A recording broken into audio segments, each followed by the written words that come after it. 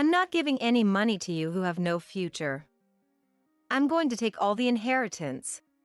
Heather, the wife of my deceased son Jeffrey, declared loudly in front of us while still wearing mourning clothes. Jeffrey worked for a major apparel company and was the store manager at a prime location. However, at the young age of 27, he was involved in a traffic accident and his short life came to an end. My husband Thomas and I have been busy with funeral arrangements while grieving and mourning his death. Yet, despite having just lost her beloved husband in a sudden accident, there are no tears in her eyes. Instead, she only cares about the money he left behind and keeps talking about it without helping much with the funeral, which made me feel suspicion and anger towards her. Let's not talk about that now. There's no will, so it'll be divided according to the proportions set by law. I admonished her. Heather's face instantly distorted and she shouted loudly, "What? I'm just telling the truth. Are you saying you're going to take it to court? Then go ahead and try." She wailed like a spoiled child in front of the coffin where Jeffrey lay. Her hysterical and disrespectful behavior made me sick to my stomach. I was already so sad that it felt like the end of the world losing my son, and now having to endure his wife's money-grubbing tantrums made me struggle to hold back my tears. Thomas frowned in disgust as he overheard our conversation while proceeding with the funeral preparations. Stop it, just stop. It's right before the funeral. He was your husband. At least see him off quietly. If you want the inheritance that badly, I'll give it to you. I said, somehow managing to say just that while looking down. She seemed convinced she would get the inheritance and a nasty grin spread across her face. That's right. Of course I, the young one, should get it. I wonder how much I'll get. I can't wait. She is shameless. I said to myself. Heather stood looking down at me as I sat with my head bowed. So she probably couldn't see it. The slight smile on my lips. I won't let this greedy woman who doesn't even have the decency to mourn Jeffrey have her way. In a trembling voice, I slowly told her. Yes. I'll give you everything. Every last bit. My name is Betty. I'm 55 years old and successfully raised my son Jeffrey. He moved out of our parents' home as soon as he got a job, so now it's just me and my husband Thomas living a peaceful life. Ever since he was a child, he was serious, kind, helped people in need around town, and was a leader who rallied his classmates at school events. It seemed his friends often came to him for advice, and each time he would listen to them on the phone, rush over to their houses, and loved doing things for others. He developed an interest in fashion and after graduating college, he got a job at a major apparel company. It's a well-known large corporation with many stores and commercial facilities, especially in urban areas. His personality was well-suited for customer-first service work, and I heard he got good reviews at the company right after joining. On the other hand, the workload was heavy and he lived a busy life every day from what I heard. Even so, he often showed his gratitude to us. You let me live at home until I graduated college and paid for my education. This is my way of thanking you, he would say. On paydays, he would take us out to eat, arrange trips for me and Thomas, and do so much for us. For us, just having him grow up healthy was more than enough, but we were truly grateful to have a son like him who did all this for us. I was genuinely proud of the wonderful person he had grown up to be. A few years ago, when he was 25, he got married. His wife was a woman from another company in the same industry named Heather. Hello, I'm Heather.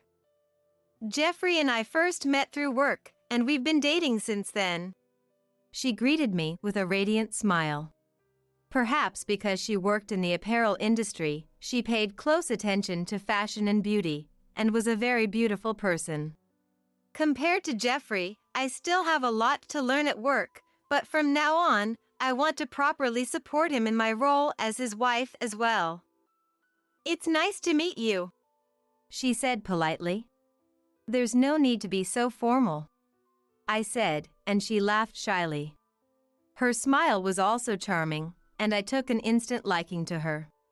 I was genuinely happy that he had found such a beautiful and talented wife. Even after they got married, our relationship with Jeffrey and Heather remained good, and they would come back to visit us a few times a year.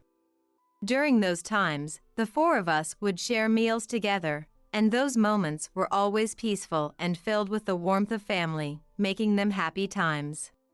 She would help with the cooking, keep me company, and stay close by my side. She also had an adorable charm, and whenever she told a little joke, our home would be filled with bright laughter. In the midst of all this, Jeffrey got promoted and was put in charge of a store in a prime location. Of course, we held a celebratory dinner at our home, with Heather included. After that, whenever Jeffrey could take time off, the four of us would go on trips together, and we would hear about Jeffrey and Heather's happy life over the phone. Both Jeffrey and Heather, and the two of us, were enjoying our days. Heather quit her job at the same time as they got married and was supporting Jeffrey as a housewife. There was even talk of them having a child before it was too late. If that wish came true, I thought excitedly, I might even get to see my grandchild. I believed that this peaceful and happy life would continue on forever like this. However, it suddenly came to an end one day. Jeffrey was involved in a traffic accident while traveling for work and lost his life. The call came on a winter afternoon. Thomas had gone to work, and I was doing housework at home when I received a call. It was from the hospital, informing me that he had been in an accident. My face instantly turned pale, and after quickly contacting Thomas, I rushed to the hospital where he was. When I arrived, he was in the middle of receiving treatment in the operating room. And there, I found Heather, who had arrived before me. She remained expressionless and only gave me a nod of acknowledgement. A young doctor came to greet us. The veteran doctors were probably busy with the treatment and couldn't come out. The doctor told us, looking down, "We're doing everything we can, but it seems he was hit by a large vehicle that ran a red light, and his injuries are severe all over his body. I ask that you, his family, pray for his safety as well." The doctor left with a solemn expression, passing Thomas, who arrived at that moment, and we desperately prayed for Jeffrey's well-being. But a few hours later, we received the worst news. I don't remember much of what happened after that. Jeffrey's work was going well, he was happily married, and had a bright future ahead of him. To think he would close the curtain on his life at the young age of 27. I screamed and cried in front of his body, and spent a long time lost in grief in the funeral room. Afterwards, while being comforted by the doctors, I somehow managed to step out into the hospital corridor. It was as if the entire world had turned pitch black, and my heart was filled with feelings of despair. In a waiting room with just the two of us, Thomas and I cried out loud together. He was working so hard and was only 27. Losing his life in a sudden accident like this, he must be so resentful. So regretful, Thomas said in a choked voice. I had a hard time escaping the sense of loss, so Thomas helped me with various things like hospital procedures, funeral arrangements, and dealing with the insurance company that came at the same time. While I was in a state of confusion, he helped me without losing his composure on the outside, and I was deeply grateful to him. As for Heather, she seemed to be in shock over losing Jeffrey, and was biting her lip with a solemn expression, her head bowed. The only thing I remember is that there were no tears. Was it because she didn't feel sad? Or was it just that she couldn't cry because I was too distraught? At that time, I was crushed by my own grief and didn't have the capacity to think about her. But time waits for no one. I had to quickly start preparing for the funeral, so I somehow started moving while holding back my sadness. Thomas and I were taking care of everything, but there was something that bothered me. Heather, who had been staying at our house since yesterday, wasn't helping at all. Although my husband was serving as the chief mourner this time, she was still part of the family as his wife. And having just lost her husband, one would think she would emotionally want to do what she could. When they first got married, she would often help me whenever she came to our house. So I knew that she wasn't an inconsiderate person from the beginning. What in the world happened? And far from doing nothing, when she does open her mouth, all she talks about is money. Hey, what's going to happen to the savings he left behind? I can't believe she would say that to us who just lost our son. I feel unpleasant and unintentionally glare at her. Thomas happens to be out making funeral arrangements, so it's just me and her here. There's no will, so I think it will be divided according to the proportions set by law. But let's not talk about that now. We can sort it out properly later, right? When I admonish her like that, she purses her lips while still sitting on the sofa. I feel uncomfortable seeing how shiny and beautifully styled her hair is, to an extent unsuitable for a funeral. But you two have no future left, right? I'm young, so I'll be taking all of his inheritance. Those words make me freeze in the middle of what I was doing. She mocked us as a couple because of our age, and had the audacity to try to take the entire inheritance for herself because she's young. The nerve of her to declare that so boldly filled me with uncontrollable disgust. That's why I'm saying we can't decide now. And please help out a little too. I thought I was stating the obvious, but apparently it was a response she didn't like, because Heather furrowed her brow and advanced on me. What? Are you saying you want his money? How greedy. You want to take it to court? Then go ahead and try. She shouted hysterically, and in addition to anger, I felt shock and sadness welling up inside me. I stare intently at her face with wide eyes. There's not a trace of the bright and kind woman she used to be. Her distorted expression, looking down on us selfishly, is like that of a complete stranger, and I even feel afraid. How did things turn out this way? Unable to keep up with the situation, I'm at a loss for words. Is this her true nature? Hey Heather, what's gotten into you? You've been talking about nothing but money. Jeffrey was your husband. You loved him, didn't you? Can't you show a little more tact? Fighting back the urge to burst into tears from the confusion, I stare up at Heather looking down at me with a terrifying expression. Jeffrey's portrait with a smiling face is displayed in the room. Why are we having this exchange in this situation? Huh? What do you mean by tact? Should I cry until my makeup runs? That's stupid. I never liked or loved that boring, overly serious guy. I only married him because I thought I wouldn't have to worry if I married a store manager at a big company. Her revelation hits me like a punch to the gut. Jeffrey and Heather always seemed so close, and I remember teasing them a few times, saying, "You two get along so well." And Jeffrey seemed to love her from the bottom of his heart. Yet it was all a lie. My fingertips tremble with frustration. I thought he would make even more money in the future, so it's too bad he died. But I can't cry pathetically like you.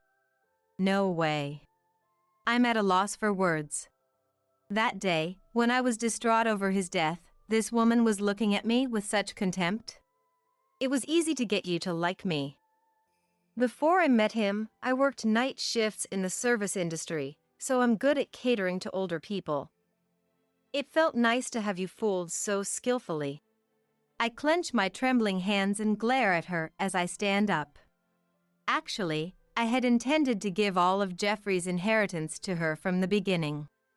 If a young wife suddenly loses her husband, she would be worried about her future, and we have our savings so far, so we won't have trouble getting by.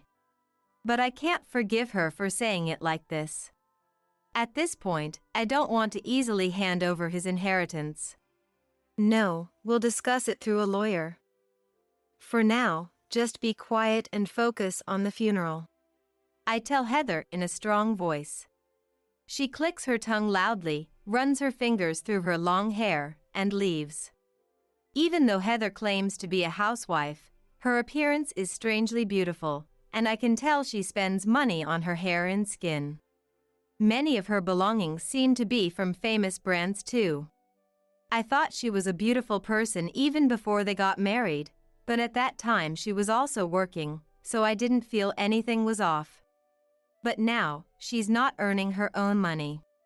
Thinking that she's obtaining all those things with his income makes me feel uncomfortable. Afterwards, the funeral proceeded as planned. He was a very loving son and our pride and joy. I hope he can be happy in heaven. With that wish, Thomas and I saw Jeffrey off in tears. Later, when I told Thomas about Heather, he instantly became furious. I can't forgive her for deceiving not only us, but Jeffrey all this time. I thought it would be our job to help support her life after this, but not anymore. He slams the table at home with all his might, his face bright red with anger, causing a cup placed there to topple over. I hurriedly wipe it up and nod at him with a serious expression. It feels like we're striking back at Jeffrey's enemy after his death. We absolutely won't let that woman have her way. And a week later, we decided to discuss the inheritance again with a lawyer present. We found out that Jeffrey, with his earnest and solid personality, had quite a lot of savings for his age without spending the salary he earned as a store manager frivolously. As soon as she hears that, Heather's eyes light up with excitement. Perhaps because she revealed her true colors once, she no longer tries to hide it, and the way she blatantly exposes her desires is unsightly. $100,000? Really? That's what I can inherit, right? If I remember correctly, the wife has the highest priority in inheritance, right? The lawyer suppresses her eager outburst and begins to explain in more detail. It's not just the deposits in the bank that are considered assets. The lawyer politely explained various details, but Heather, blinded by the deposits in front of her, didn't seem to be listening and was spaced out the whole time. As soon as the lawyer finished talking, Heather confronted us in a forceful tone. So, it's settled that I'm the one inheriting all that, right? I'm sure you two already have plenty of savings, and I still have a long life ahead of me. Okay? She's selfish and overbearing in every way. Hey, give up the inheritance. You don't need it, right? Her excessively pushy attitude overwhelms me, unpleasant as it is. Some time had passed since then, but it seems her feelings haven't changed after all. I had hoped she would reflect a little and be open to discussion, so having all of that shattered left me completely demotivated. She's dressed fashionably again today, her hair beautifully styled as if she just went to the salon, and her skin and eyes are glowing enough to tell she's using high-end cosmetics. The bag placed on the table as if to show off has a famous brand logo on it. It has hardly any signs of use, so it's probably new. Thomas, sitting next to me, is clenching his fists and looks like he's about to lunge at her at any moment, but he seems to be holding back somehow.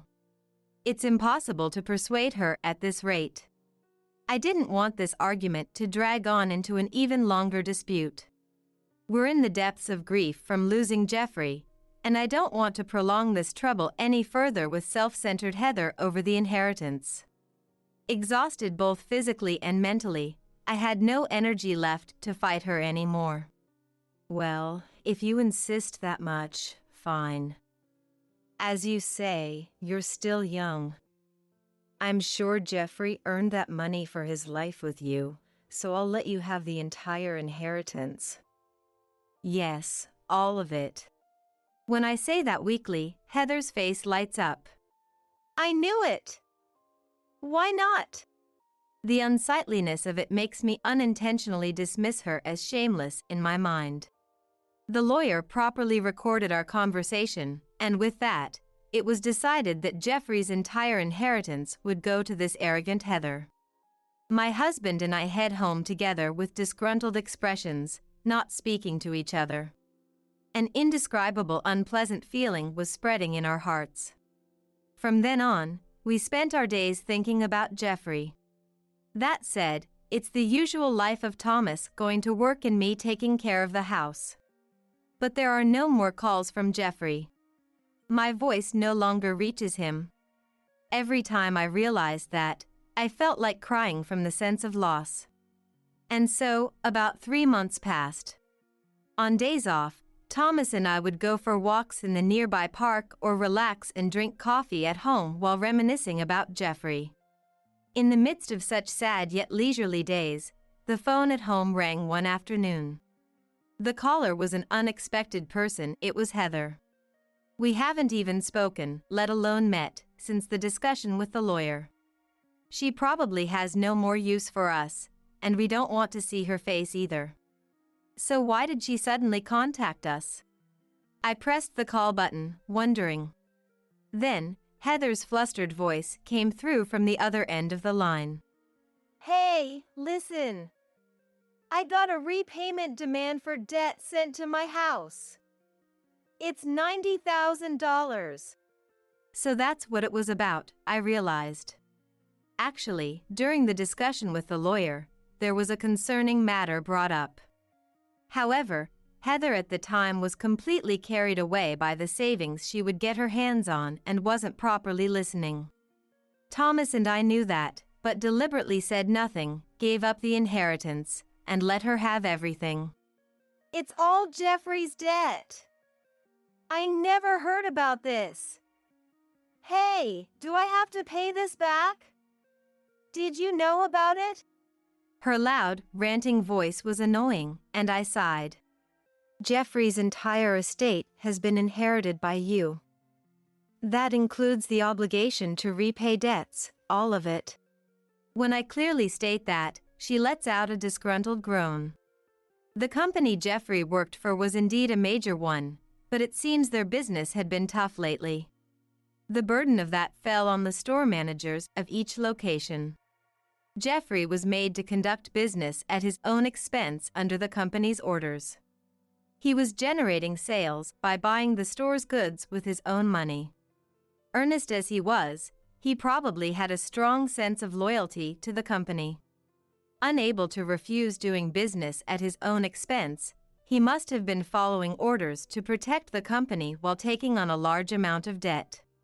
When I explained that to her, she cried out, "Debt from doing business at his own expense? I've never heard of such a thing." I knew you weren't listening. The lawyer properly explained it at the time. When I say that, she retorts, "What do you mean you knew? If you knew I missed it, why didn't you tell me?" Heather snapped back, her loud voice reverberating. "Even if you say that, it can't be helped since you weren't listening. You said you wanted to inherit everything yourself after hearing the explanation through. I totally thought you would take on everything, including the debts." When I say that with a bit of spite, she grinds her teeth and throws a tantrum. "But you could have checked with me. I consulted a lawyer myself, but apparently it's been 3 months since then, so I can't even give up the inheritance anymore. Even if I inherit $100,000 in cash, if there's $90,000 in debt, I only get $10,000. If you include interest and processing fees, it'll end up in the negative. This isn't how it was supposed to be. What are you going to do about it?" To Heather, who was ranting on and on, I firmly told her, "No matter what you say, I don't want to hear it anymore. Jeffrey is gone, and we're just strangers now. If you want to resent someone, resent yourself for being blinded by money. And before Heather could start saying anything else, I quickly hung up the phone. I couldn't help but sigh. Even at this point, what a troublesome woman she is. She thought she was getting a large inheritance, but instead she ended up with debt. She can feel as elated or flustered as she wants on her own, but I wish she would stop complaining to me when we have no relationship anymore. And to think that Jeffrey's wife, who has already gone to heaven, was such a mean-spirited woman, it still makes me sad. I wonder if Jeffrey in heaven is watching our exchange now. I wonder how he feels. In any case, what she does with the money she received and the debt is now up to her to deal with. She's already an adult, so we have no obligation to worry about her. We'll probably never speak to or see each other again. With that mindset, I decided to return to my normal life. I frequently visited Jeffrey's grave, cleaned his tombstone while reminiscing about old times, and offered flowers. Each time his grave got dirty from the rain, I would polish it clean. And then, a few weeks later, one day, the doorbell of our house rang. It was a weekday, and Thomas was away at work, so I stopped my housework and went to answer it. And there, standing with a distorted face looking like she was about to cry, was Heather, whom I thought I would never see again. "What brings you here to our house?" I asked. She pushed her way into the entrance of our house and then apologized. "Please, lend me money." For a moment, I felt dizzy. Why is this person always only concerned about money? She looked up at me with upturned eyes. "I can't finish paying off his debts. Right after inheriting the estate, I got a lump sum of money and got carried away spending it. I went on overseas trips, bought multiple bags I wanted, treated my friends to expensive meals. Because of that, I don't have enough money to pay it back, and now it's become my debt." "And so what?" I said coldly. Everything is entirely her own doing. Begging for Jeffrey's inheritance, getting carried away with the leftover savings, not listening to the talk about the debt, and spending all the money on luxuries. Before that, she did all of that herself. Why does she feel the need to tell me? Surely she doesn't think I'll lend her money after hearing that story. It's embarrassing as a fellow human being. "I consulted my parents first. But when I told them everything, they said it was my own fault and refused to help me. I have housing costs and living expenses to worry about, and I don't have any income since I was a housewife. Please, even a little, just $10,000, lend me some money."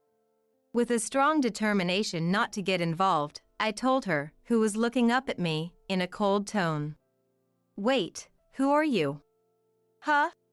Her face froze. My deceased son Jeffrey's wife is already a stranger to me. This is trespassing and extortion. I'll call the police. Saying that, I took out my cell phone. She must have thought I was really going to call the police. She twisted her face into a mess, glared at me intensely for a moment, and then fled from our house as if running away. And I firmly closed the front door, determined to never get involved with her again. No job, accustomed to luxury, and drowning in debt. It's a fitting end for a greedy, evil woman who deceived Jeffrey and didn't even mourn the death of Jeffrey, who loved her. That night, when I told Thomas about it, he seemed to take it seriously. He set her phone number to reject calls on our home phone and each of our cell phones, and even informed our lawyer to have a restraining order issued against her. To be extra cautious, we also strongly warned each of our family members to never engage with her even if she showed up. After that, Heather ended up having to pay off the debt herself. At first, she was apparently looking for a full-time job, but she kept applying for high-paying positions beyond her qualifications and getting rejected. As time passed, the debt rapidly increased, and she eventually had to get by with a low-wage part-time job. Since the daytime job alone wasn't enough, she apparently started working a second job in the night service industry, but due to her age, she couldn't earn as much as she hoped and kept getting more and more haggard. Furthermore, unable to kick her luxury spending habit, she still couldn't stop splurging, making it difficult to escape the debt hell. In the end, she had to move out of her original apartment, and halfway through, she moved into an old, cheap apartment. And so, the seasons cycle back to winter. "It's cold," Thomas said. It was the anniversary of Jeffrey's death, and relatives had gathered to share a meal. "Yes. I hope Jeffrey is staying warm in heaven," I replied. I wonder if earnest and kind Jeffrey is still watching over us from heaven. I find myself suddenly hoping that he has met a good person there. A lot has happened, but we still have a future ahead of us. It's truly sad that Jeffrey passed before us, but let's continue living energetically together. When I smiled at him, he nodded back with a smile. From now on, we will keep living. Without being greedy, without putting on airs, cherishing the person next to us, living peacefully. The smiling face of Jeffrey in the framed photo in the room looks so very warm. "What are you doing?" "That's why that woman's daughter is no good. She's slow to learn, slow to move, and clumsy. I can't stand to watch her." It seems that my mother-in-law, Sally, has a grudge against my mother, and she has been targeting me as well, which is truly unpleasant to the point where I want to cut ties with her. However, I've been tolerating it because I get along well with my father-in-law, Joe, and my brother-in-law, Nick. But I've been putting up with it because she gets along well with Joe and Nick. That was until Sally started playing her schemes. My name is Mary, a 32-year-old housewife. Life was full of various hardships until I married my husband, Tom. We met in middle school. I was living in poverty because my parents' company went bankrupt. On the other hand, Tom was the youngest son of a well-established upscale restaurant owner. His mother-in-law never faced bankruptcy, and he was known as the richest kid in our class. It should have been the other way around. At that time, I thought so and was cold to Tom. But as we were in the same committee and got closer, "I'm the youngest son, so my parents don't expect much from me," he said sadly. Seeing Tom like that made me realize that having money doesn't necessarily mean happiness. From then on, I was drawn to Tom, and on the day of our middle school graduation, I confessed to him, and we started dating, continuing even after becoming working adults. However, one day while on a date with Tom, we unexpectedly bumped into Sally. I had hardly seen Sally, maybe only at entrance and graduation ceremonies, so it was almost like meeting her for the first time. "Nice to meet you. I'm Mary, dating Tom." I greeted her, but Sally didn't return the greeting and looked at me sternly. "I know. I've had your background checked. It's fine to date Tom for fun, but don't think you can become a part of our mother-in-law." "Mom, why would you say that?" Tom retorted strongly, but Sally ignored him and left. I was trembling with shock and fear, unable to look at Sally's face, and just looked down. However, Tom comforted me, and unexpectedly, this incident strengthened our resolve to definitely get married. Since then, I've gone with Tom to his mother-in-law's house for mother-in-law meetings. But no matter how much we asked, Sally refused to let me enter the property, so we kept visiting until we were allowed. However, mentally, it becomes tough when the situation of being turned away from the in-laws' house once a week continues for a year. Then one day, Sally, who always comes out to refuse us, was bedridden due to illness, and Nick, the eldest son, came out in her place. "Mom's asleep, so come on in." Nick casually led us into the house, ignoring Sally's opinion. The house, belonging to a mother-in-law that runs a high-end restaurant, had a stylish and pleasant interior. Joe was in the restaurant's kitchen, and "I'll tell him to come home after noon," Nick said, and until then, the three of us chatted. Tom seems to be close with Nick. When Nick talked about their childhood, Tom would get embarrassed, and it seemed like a fun brotherly relationship. Then Sally walked into the living room. "What? I told you to turn away any women Tom brings." Sally spoke strongly, but she was coughing, seemingly unwell. "There's no need to turn her away. Isn't it rude for Mom not to meet someone who's been coming for a year?" "Maybe that's true, but..." Sally, unable to say more, sighed and left the living room. Nick then politely apologized to me. "Mary, I'm sorry about Mom." While this was happening, Joe came back and entered the living room, taking off his hat to greet us. "Welcome. So, you're Tom's fiancé. What a lovely girl. We all welcome you here." I had thought Joe, being a chef, might be a difficult person, but he wasn't. Not knowing this, I nervously returned a forced mother-in-law, thinking he might be hiding his true self. It turns out only Sally is against the marriage, while Joe is rather welcoming. Though we run a high-end restaurant, we're not a strict mother-in-law. I don't necessarily want the kids to take over the business. Doing what they want and marrying who they love to lead a life without regrets is what's most important. Joe shared his opinion. Then Nick added, "It would be okay with just relatives, but Mom insists the marriage partner must be from a high-status mother-in-law. David might not know, but Mary and Tom have been turned away by Mom every week for the past year." Hearing this, Joe's expression changed. "A year? If that's true, it's unforgivable. Bring Sally here." Nick went to call Sally, and she staggered into the living room, clearly unwell. "What now?" "I'm not feeling well today." "So be it. Let's keep it short. You've been turning away Mary, who's taken the trouble to visit our house, for a year." "Well, it's because her parents ran a company, went bankrupt, and even got into bankruptcy. She doesn't fit in with our mother-in-law." "So what?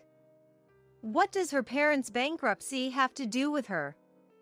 Isn't it wrong to oppose for such a reason?" Then Sally, momentarily at a loss for words, brought up something I never expected. "The thing is, Mary's mom was my classmate during my school days. I didn't like her. That's why I didn't want to become relatives with her and was waiting for the two of you to give up." Everyone present, not just me, was surprised by this revelation. "That's no reason to oppose a marriage. Let's proceed with the mother-in-law meeting." Joe said that, and finally, Tom and I took a step towards marriage. The mother-in-law meeting, held at Joe's upscale restaurant, progressed in a cordial atmosphere. My mother seemed to remember Sally. "Oh, Sally, isn't it? Long time no see." She greeted Sally, but Sally, perhaps still not accepting. "Long time no see." It was cold in her response. Later, my mother told me that Sally used to be the top student in their class, while my mother had the worst grades. Sally often looked down on my mother, saying, "Poor you, not even understanding such a question. I'm so glad I wasn't born as you," and would spread bad things about my mother to other classmates. So my mother was a bit worried about my marrying Tom. "I believe a woman's happiness lies in marrying the person she loves. I'm a bit worried about Tom's mom, but let Tom protect you." Her strong words made me vow to be happy with Tom. But my married life was constantly disrupted by Sally. Originally, both Tom and I were company employees, but Sally forced me to quit my job, saying it was because I was getting married. Tom argued against Sally, but her insistence was so strong that, well, I didn't really love my job anyway. I gave in. Then Sally started coming over every day, teaching me how to do household chores in detail. If I didn't do as Sally wanted, she would say, "What are you doing? That's why that woman's daughter is no good. She's slow to learn, slow to move, and clumsy. I can't stand to watch her." And put me down by bringing up my mother. "Could you please not talk about my mom?" I retorted, but then she would say, "Oh, you're talking back now? I don't want someone like you with Tom. Will you divorce him?" And present me with divorce papers. Only Tom's section was father-in-lawed out, and I cried when I first saw it, believing it was real. Sally would leave in the evening, and when Tom came home, "Are you really wanting a divorce, signing divorce papers just because Sally told you to?" I confronted him, crying, "I don't know anything about divorce papers. I've never written anything like that." Tom insisted strongly, so the next time Sally brought out the divorce papers as a threat, I decided to check them more carefully. The handwriting looked similar in Lavar, but slightly different from his usual writing. "Sally, could I have those divorce papers? I want to go to the police to verify they're fake. You know, forging official documents is quite a serious crime." After I said that, Sally stopped bringing the divorce papers, but she continued to mock me for being poor and having bankrupt parents, making our mother-in-law and daughter-in-law relationship very strained. Even now, 3 years into our marriage, it seems Sally still doesn't like me. One day, when Sally came to our house, she surprisingly seemed calm, so I immediately became cautious. Then, "Mary, I'm sorry for everything I've done to you," Sally said. "What?" "I've been reflecting on how horribly I've treated you. So, as a gesture of reconciliation, would you like to join a dinner party I'm hosting? It's going to be a women-only gathering at our restaurant, kind of like a ladies' night. It won't be just any women, but wives of company presidents and women who run their own businesses will be there. I also want to make amends with your mom, so please come together." She invited me to the event. Sally seemed genuinely repentant. There's no reason not to forgive someone who is truly sorry. Certainly, there are countless grievances from Sally delaying our marriage by a year, disrupting the married life I envisioned, and making unpleasant comments about my parents. But since Sally was apologizing, I decided to forgive her just this once. "I'll let my mom know." That day, Sally left promptly without lingering, and I believed she truly had repented. When I told my mother about it, she said, "We had our issues in the past, but now we're both parents of children, so we might get along. But if that's the case, I'd like to meet just you, me, and her. It feels odd to be with people I don't know." Initially reluctant, I relayed this to Sally and explained the reason. However, Sally seemed unsatisfied and called my mother directly, persuading her until she agreed to go. After the call with Sally, my mother phoned me. Somehow I ended up agreeing to go. "I'll go this time, but this will be the last." I found it a bit odd. Would someone who is repentant and wants to apologize really insist on someone's presence despite their reluctance? If Sally had ulterior motives, it would make sense for her to insist, but I couldn't sister-in-law doubt her. I decided to trust Sally, who seemed to have genuinely repented and apologized that day. On the day of the event, I finished a light breakfast and arrived at the restaurant around noon, excited. The meeting time was 1 p.m., but no one was there, so I waited a bit longer. After waiting for 30 minutes and still no one showing up, I called Sally. "Sally, where are you? We're already at the restaurant." "I'm sorry. Some of the attendees needed a ride, and I got a bit lost. You're driving? Sorry about that. It's fine, I'm on speaker. My phone is on the passenger seat. I'll be there soon, just wait a bit longer, Sally said and ended the call. After another 30 minutes with no sign of anyone, I called Sally again. Sally, are you still lost? I finally found the way, but there seems to be an accident, and I'm stuck in traffic. I think I'll be there in about 30 minutes. Is it okay if we go inside first? No. Actually, I wanted to keep it a secret, but there's a surprise set up in the reserved private room, and I don't want it to be seen. Also, I've informed the restaurant, so don't worry about the time.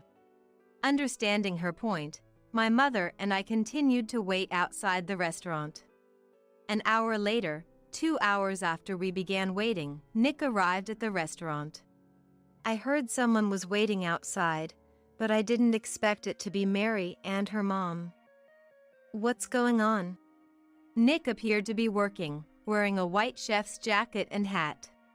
We're waiting for Sally. She said she got lost and then caught in traffic. Do you believe that? That's Mom's lie. She's been dining in a private room with friends, already on dessert. What? Did they start despite missing 2 people? No, the count was exactly right. Then, my mother, usually gentle and calm, showed a terrifying expression I had never seen before. Would you mind taking us to that private room? Nick, turning pale, led us to Sally's room. As Nick quietly tried to open the door, my mother burst in with a loud bang. Everyone looked surprised, and Sally was initially shocked, but then... Oh, you found out? Thank you for waiting 2 hours. I told you to come 30 minutes later than the actual time. Wouldn't it be funny if a miserable mother and daughter were standing outside when we left? But now that it's come to this, there's no helping it. This place is a social venue for the winners. Could the poor people please leave? She looked down on us, smirking and laughing. However, Sally was the only one laughing. None of her about 8 friends were.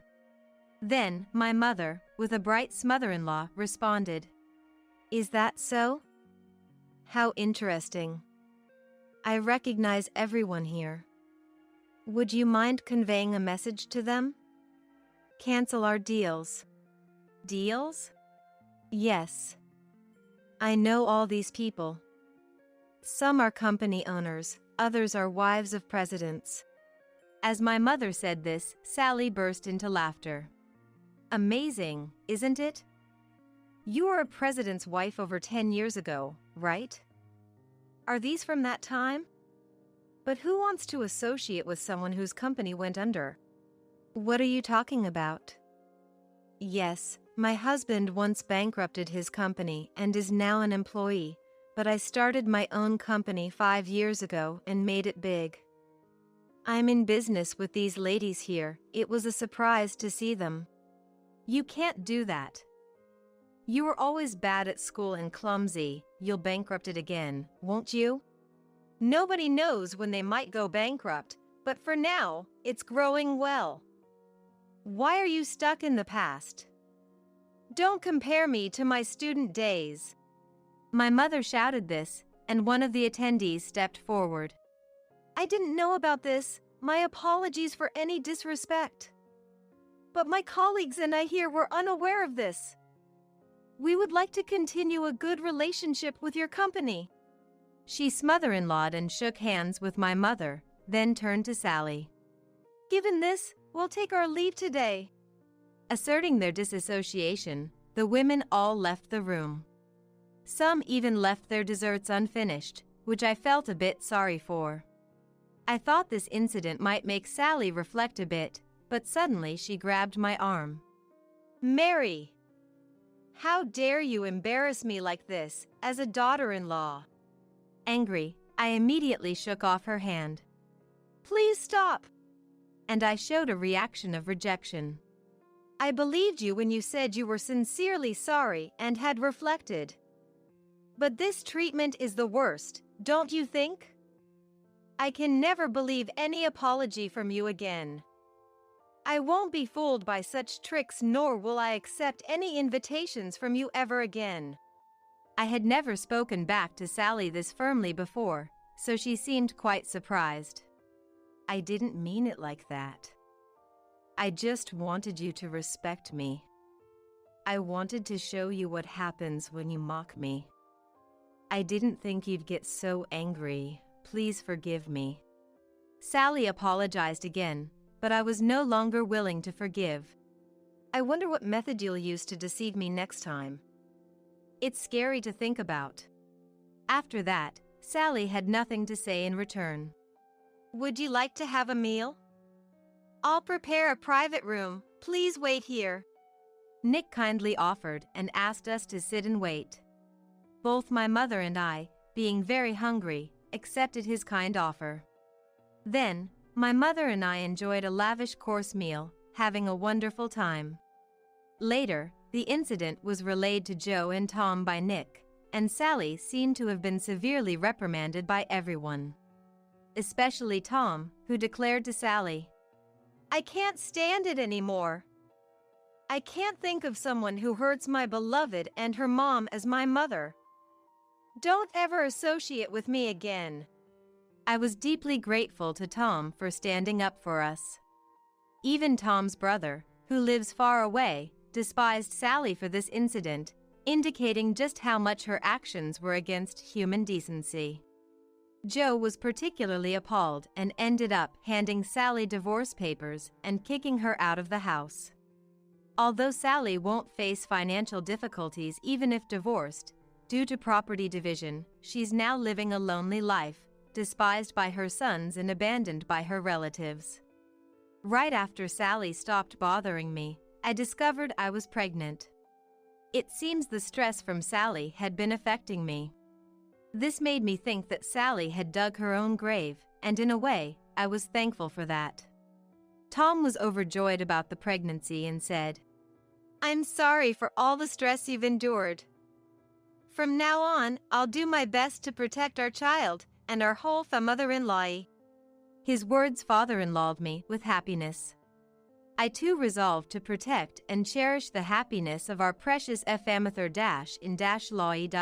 that time. I thought so and was cold to Tom. One day, 6 months after Jane, who married into a family of doctors, started living with her in-laws, I was relaxing in the living room when I received a call on my mobile phone, which I had left nearby.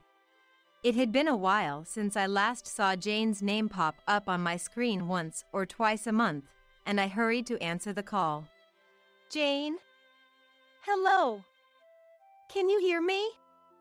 What happened, not contacting me for half a year?" "Mom, help me." With a voice so frail it seemed squeezed out, that's all she said before I heard something fall on the other side of the phone. "What? Jane? Jane? Where are you now? At Susan's house?" "I'm so starving, I can't take it anymore. I want to see Tom and Emma. Mom and Dad." I barely made out her choppy voice. It was clear she must have dropped the phone, and her voice faded away. As I was getting agitated, my husband Jim, who had been working from home, came down from the second floor. "What's wrong?" "A call from Jane?" "Jim! Jane is in danger!" Jim immediately grabbed his car keys and wallet and dashed out, and I hurried into the car while keeping the line open. "Jane, wait! We're coming now!" Despite the early spring chill, we forgot to turn on the car's heater as we rushed over. Upon arriving at my daughter's in-laws, Jim and I pushed our way inside somewhat forcefully. There we found Jane, lying weakly. "My name is Mary, 55 years old. I'm a housewife living with my husband Jim, who is a year older than me. Jim and I met through a mutual college friend's introduction. We discovered we both loved movies while having dinner with friends, and hit it off right then and there. Since then, we've watched various genres of movies together, from action to romantic comedies and horror, and reminiscing about discussing our thoughts over meals remains a fond memory.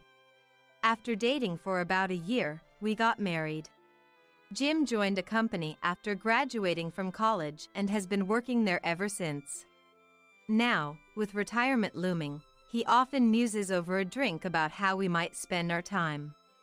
Maybe it wouldn't be so bad to live a quiet life in the countryside now that Jane has moved out. Jane is our daughter. She was conceived soon after we got married, and despite a difficult birth, she was born safely and has grown up well. I once told Jane about the time when she was born. I shared how the nurses took care of Jane on my behalf, how they made sure I wasn't burdened, and how they helped me.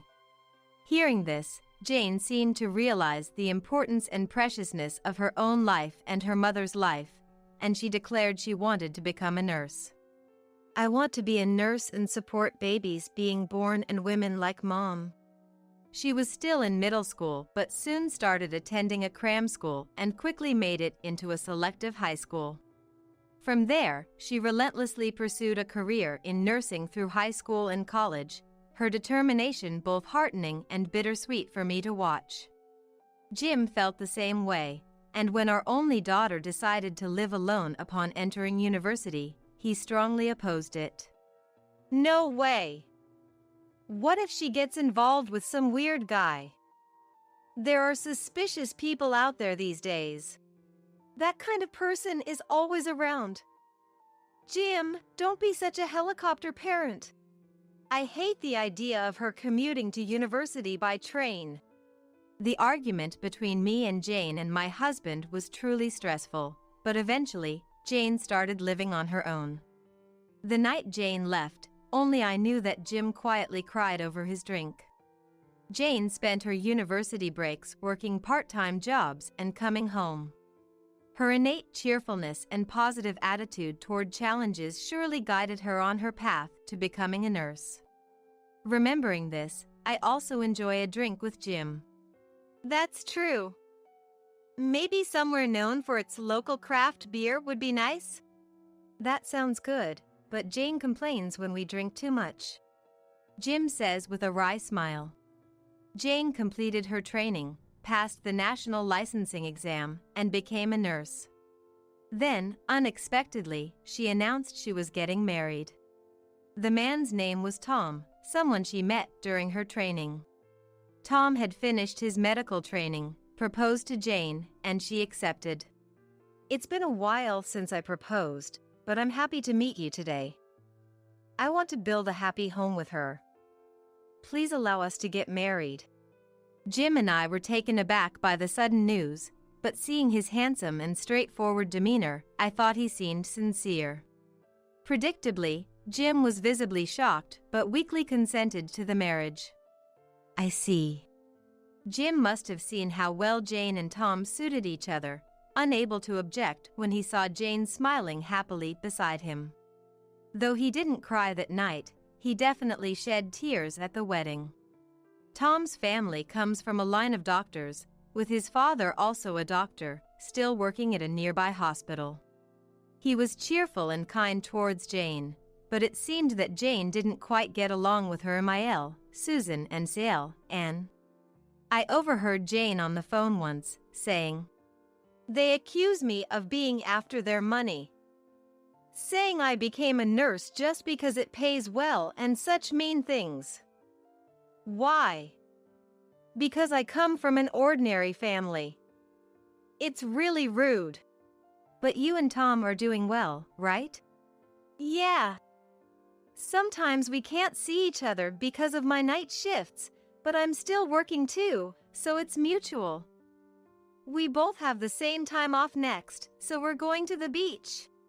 Her voice brightened as she spoke, making me happy and reminding me of my own early days of marriage. Thinking this must be the happiest time for her, I said, "Have fun," and hung up the phone. It's still fresh in my memory when Jane and Tom's daughter, Emma, was born. Named Emma, both Jim and I were delighted every time we received photos of our granddaughter. Jane's beauty has passed on to her. Her nose is just like Jane's. Following Emma's birth, Jane became a full-time housewife, busy with household chores and childcare every day. However, not everything was joyful. Around Emma's second birthday, Tom's father passed away. Tom shed frustrated tears at the funeral. He was sick. It shocked me he kept it from me, but I think he must have been prepared. That day, the cold rain quietly soaked all the relatives gathered. After the funeral settled down, Susan proposed living together to Tom. We have spare rooms, and it's lonely by myself. I also want to see my granddaughter Emma. Tom and Jane hadn't considered living with his parents. We don't have to live together. Tom declined initially, but Susan brought up the idea every time they met. Living together would save on rent. Plus, it would bring you a bit closer to Jane's parents, right? Indeed, Susan's house was only a few minutes away by car from ours. Jane and Tom lived closer to Tom's hospital, away from both our houses. Thinking of having a second child and the possibility of getting some help with childcare, Jane and Tom accepted Susan's proposal to live together. When Jane told me this over the phone, I felt a bit anxious. But aren't you and Susan and not getting along so well? Are you sure it's going to be okay? And is living by herself in an apartment nearby, so it's just Susan at home, and it will be fine. I'll manage. With that, Jane started her life living with her in-laws. However, Anne, who was supposed to be living in an apartment, was always at the in-laws' house, not working, and just living day by day. Jane, long time no see, greeted Anne, seemingly tipsy from drinking during the day. And weren't you living on your own? Jane asked, to which she laughed. Is it so strange that I'm at my parents' house? I'm job hunting, so it's fine to be here for a bit. Oh, Mary, can you make something to eat? Something simple is fine. However, there seemed to be no sign that she was actually looking for a job afterward. I was curious about how she was managing her apartment rent, but it appeared Susan was sending her money to cover it every month. Jane became anxious about the future, and her fears soon materialized. Jane, as the wife in this house, you need to work hard. Start with cleaning, laundry. And of course, cooking daily meals is a given for a housewife. That's how Susan's harassment began. When Jane cleaned or did the laundry, Susan would complain about every little thing, like not wringing the rag properly or hanging shirts incorrectly. Jane, this is how you fold clothes. She would sometimes instruct. I know how to do it. But your way is like this. It's completely different. Susan would insist, although Jane couldn't see any difference, so she let it go. Regarding cooking, Susan would complain about the seasoning being too strong. I only eat food that's delicately seasoned and light. She claimed, even going so far as to throw away soup Jane had made. After living like this for a while, and also started harassing Jane, finding any opportunity to complain. Jane, the bath isn't ready. It's still daytime. You're taking a bath now? I can take it whenever I want, can't I? You're so slow, Jane. Such was the situation. That's the situation as I understood it, from Jane's phone calls and messages, but gradually, she complained less, and I thought maybe she was getting used to living with her in-laws. However, suddenly, Jane's communications stopped. She used to call once or twice a month, but then there was nothing. I tried calling several times, but often couldn't get through. When I finally did, Jane's voice sounded forcedly cheerful. I'm fine. Don't worry, she said. It made me even more worried, but I didn't want to interfere too much, so I didn't press further. Occasionally, I still received some contact from her. Why don't you come back here for a bit? I'll talk to Susan. Come back with Emma. Jane would decline with a tired but cheerful laugh. Issues with in-laws happen in every family, right? I'm dealing with it, so don't worry. Jane, are you really okay? Your voice sounds hoarse. Oh, just a little cold. Her awkward response made me feel uneasy. I should go. I need to prepare dinner. Jane hurriedly ended the call. After that, I tried contacting her several times, but I got no response from Jane, nor did my messages got read. One night, while having a drink with Jim, I brought up that Jane had been acting strangely lately. Maybe it's just a coincidence? Wasn't she just sick with a cold? I wonder if it really was a cold. She always said colds hit her in the nose, but I didn't hear her sniffling at all. Then we have no choice but to go directly to Susan's house and check on her ourselves. That weekend, Jim and I actually visited Susan's house. When we rang the doorbell, Jane came out to greet us, and we were happy to see her again after several months. Her face, though, seemed thinner than before, and her smile quickly turned to darkness. When Susan and appeared behind her. What is this? Showing up unannounced. Don't you have any common sense?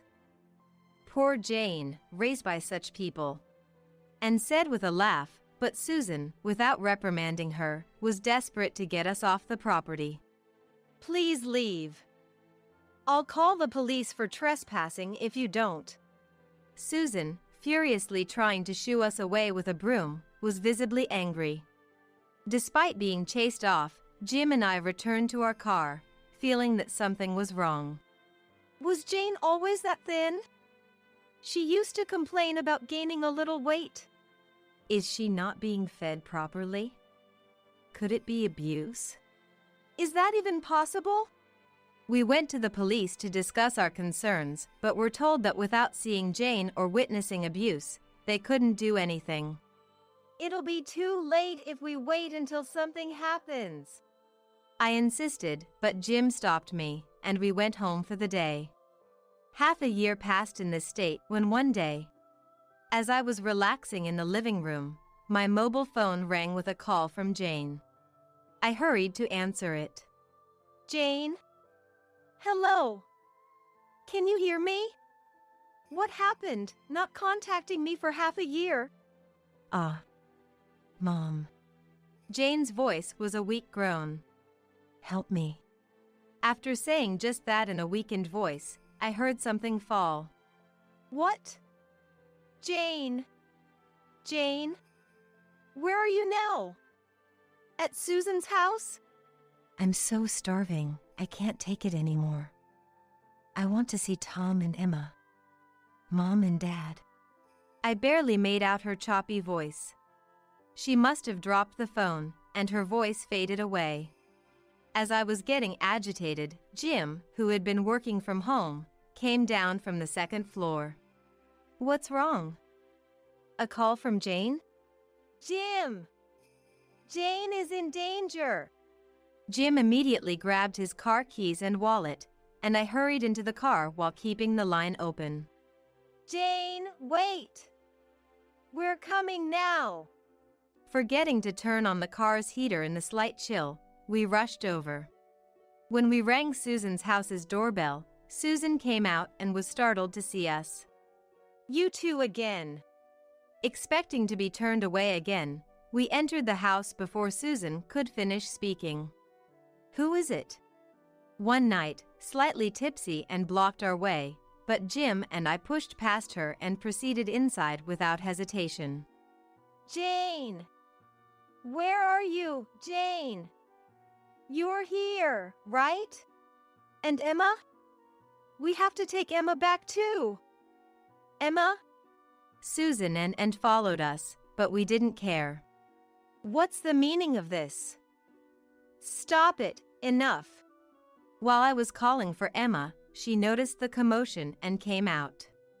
I'm here. Good. Where's Mom?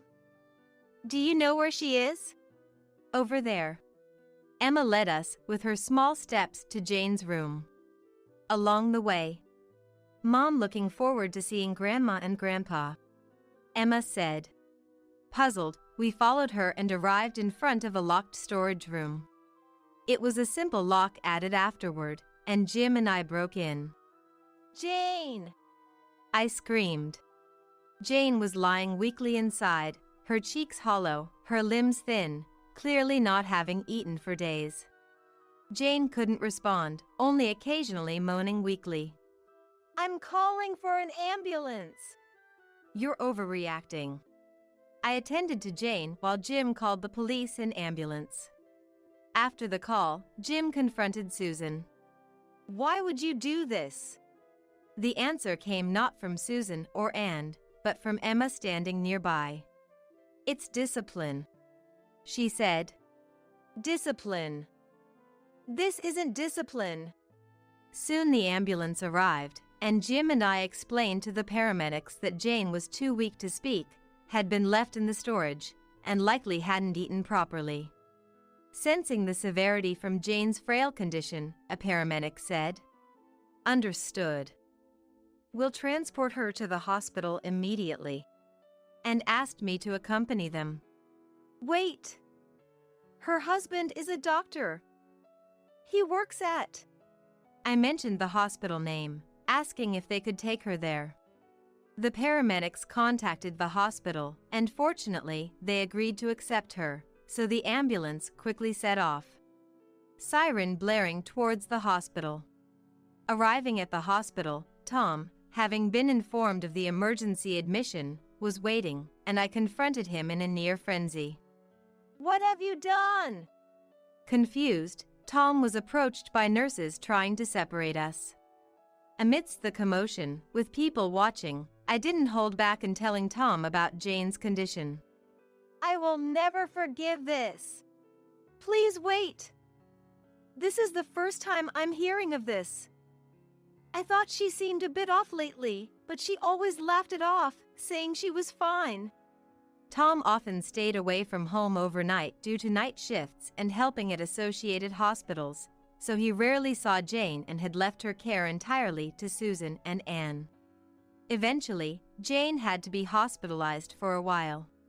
Tom, angry at himself for not noticing and at Susan and Anne for their actions, informed Jane's doctor of the seriousness of the situation and decided to call the police. The next day, when Jim visited Jane's hospital room, she was able to speak, though she looked painfully frail with an 4 drip. Regretting not taking her out of that house sooner and apologizing for not noticing her situation. We listened as Jane recounted everything. It started with verbal abuse and escalated to taking away her mobile phone and computer, becoming increasingly malicious.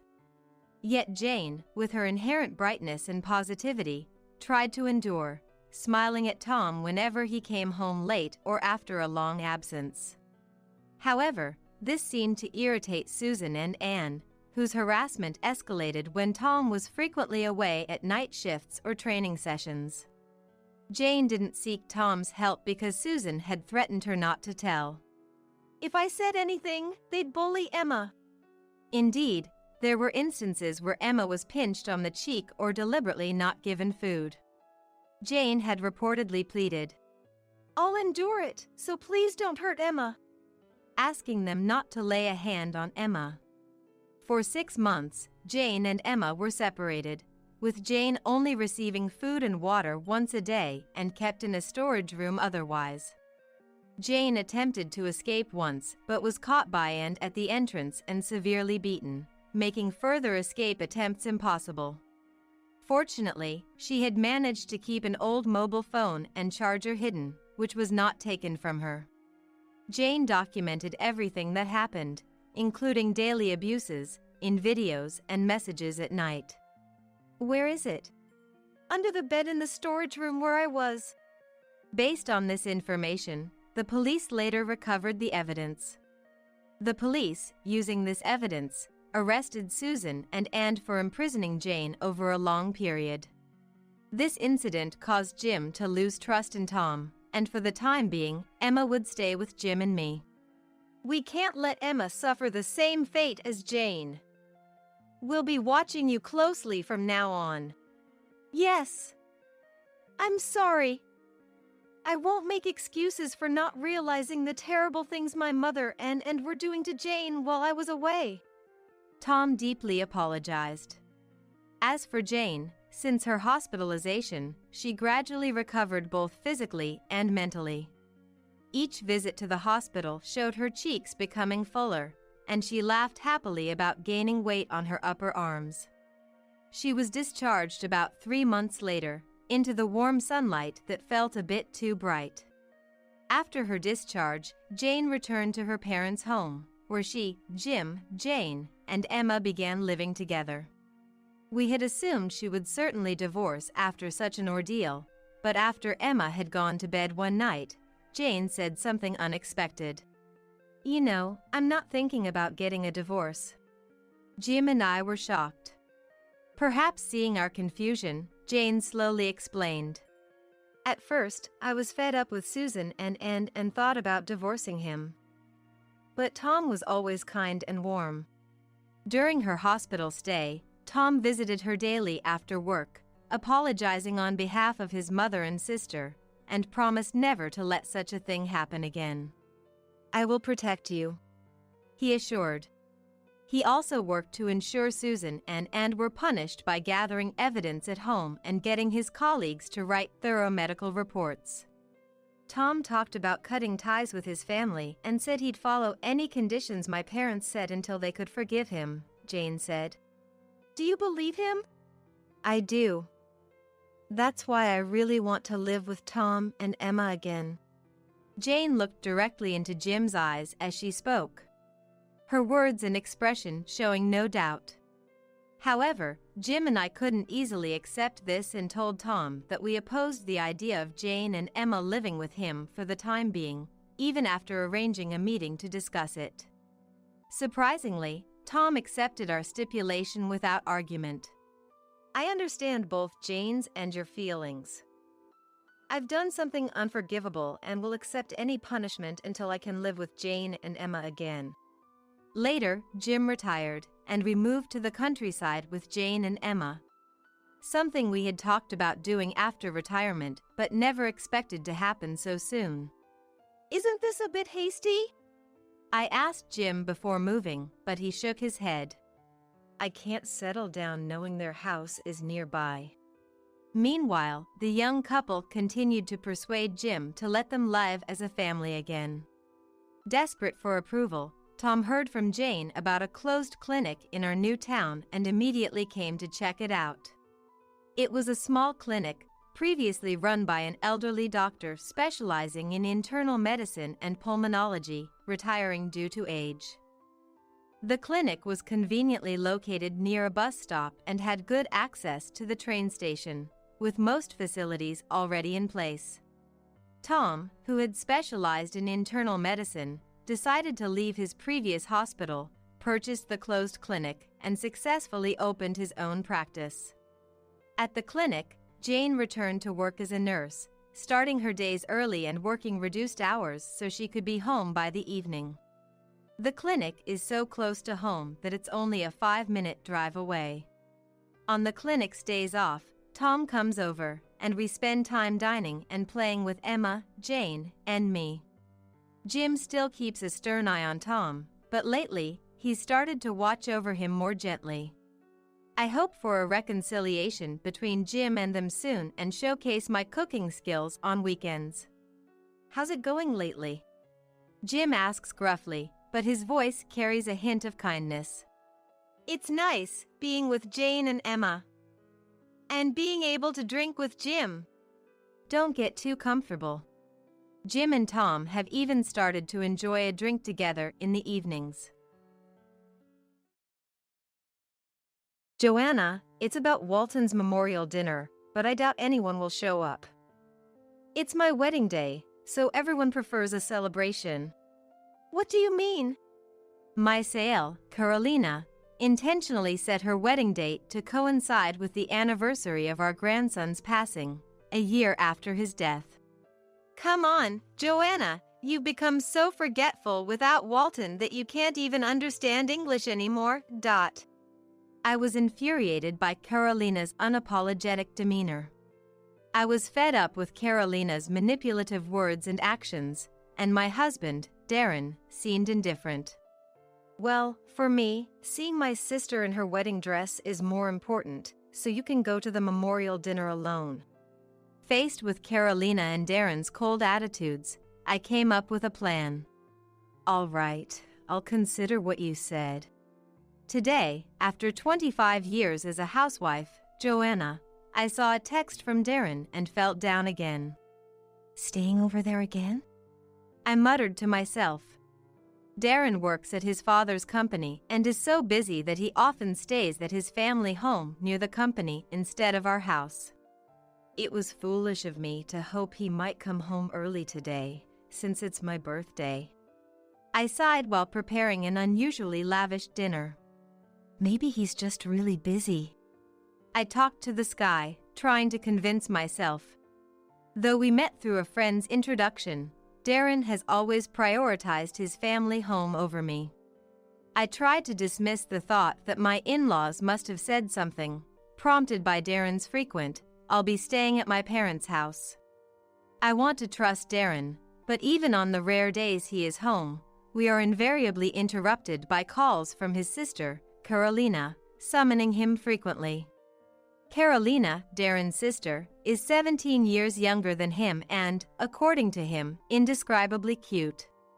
Darren would always tell me, "I'll definitely spend my next day off with you and the kids," a promise that never materialized, making me feel like Carolina was disrupting our family life. As I was about to prepare dinner, my motivation drained, staring at a carrot when my son, Morris, called. "Mom? Happy birthday!" Morris, thank you. Morris's casual words warmed my heart, and I struggled to hold back tears. Mom, is it like that again today? Morris, who married at 23 and now lives with his wife, Rothy, has known since childhood that Darren seldom comes home. Seeing me clearly downcast because Darren hasn't come home, Morris, who grew up witnessing this, still worries about me and calls, even now that he's grown. Especially today, on my birthday, when he learned Darren wouldn't be coming home again, Morris said with an unusually serious tone. "Mom, you must be feeling lonely without Dad, right?" "Yes, I am." "How about we come to live with you?"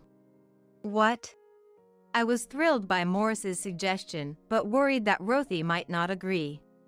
I casually mentioned it to Rothy before, and she seemed happy about it. Morris, sensing my anxiety, responded with a clear and cheerful voice. "Really? Rothy's okay with it?" "Of course. She likes the food you make. She said she'd be happy to eat it every day." "Thank you. Then, I'll prepare your room and ask Dad if it's okay." I usually expected Darren to ignore this, but I felt like I received a birthday present from Morris, thinking he might listen this time.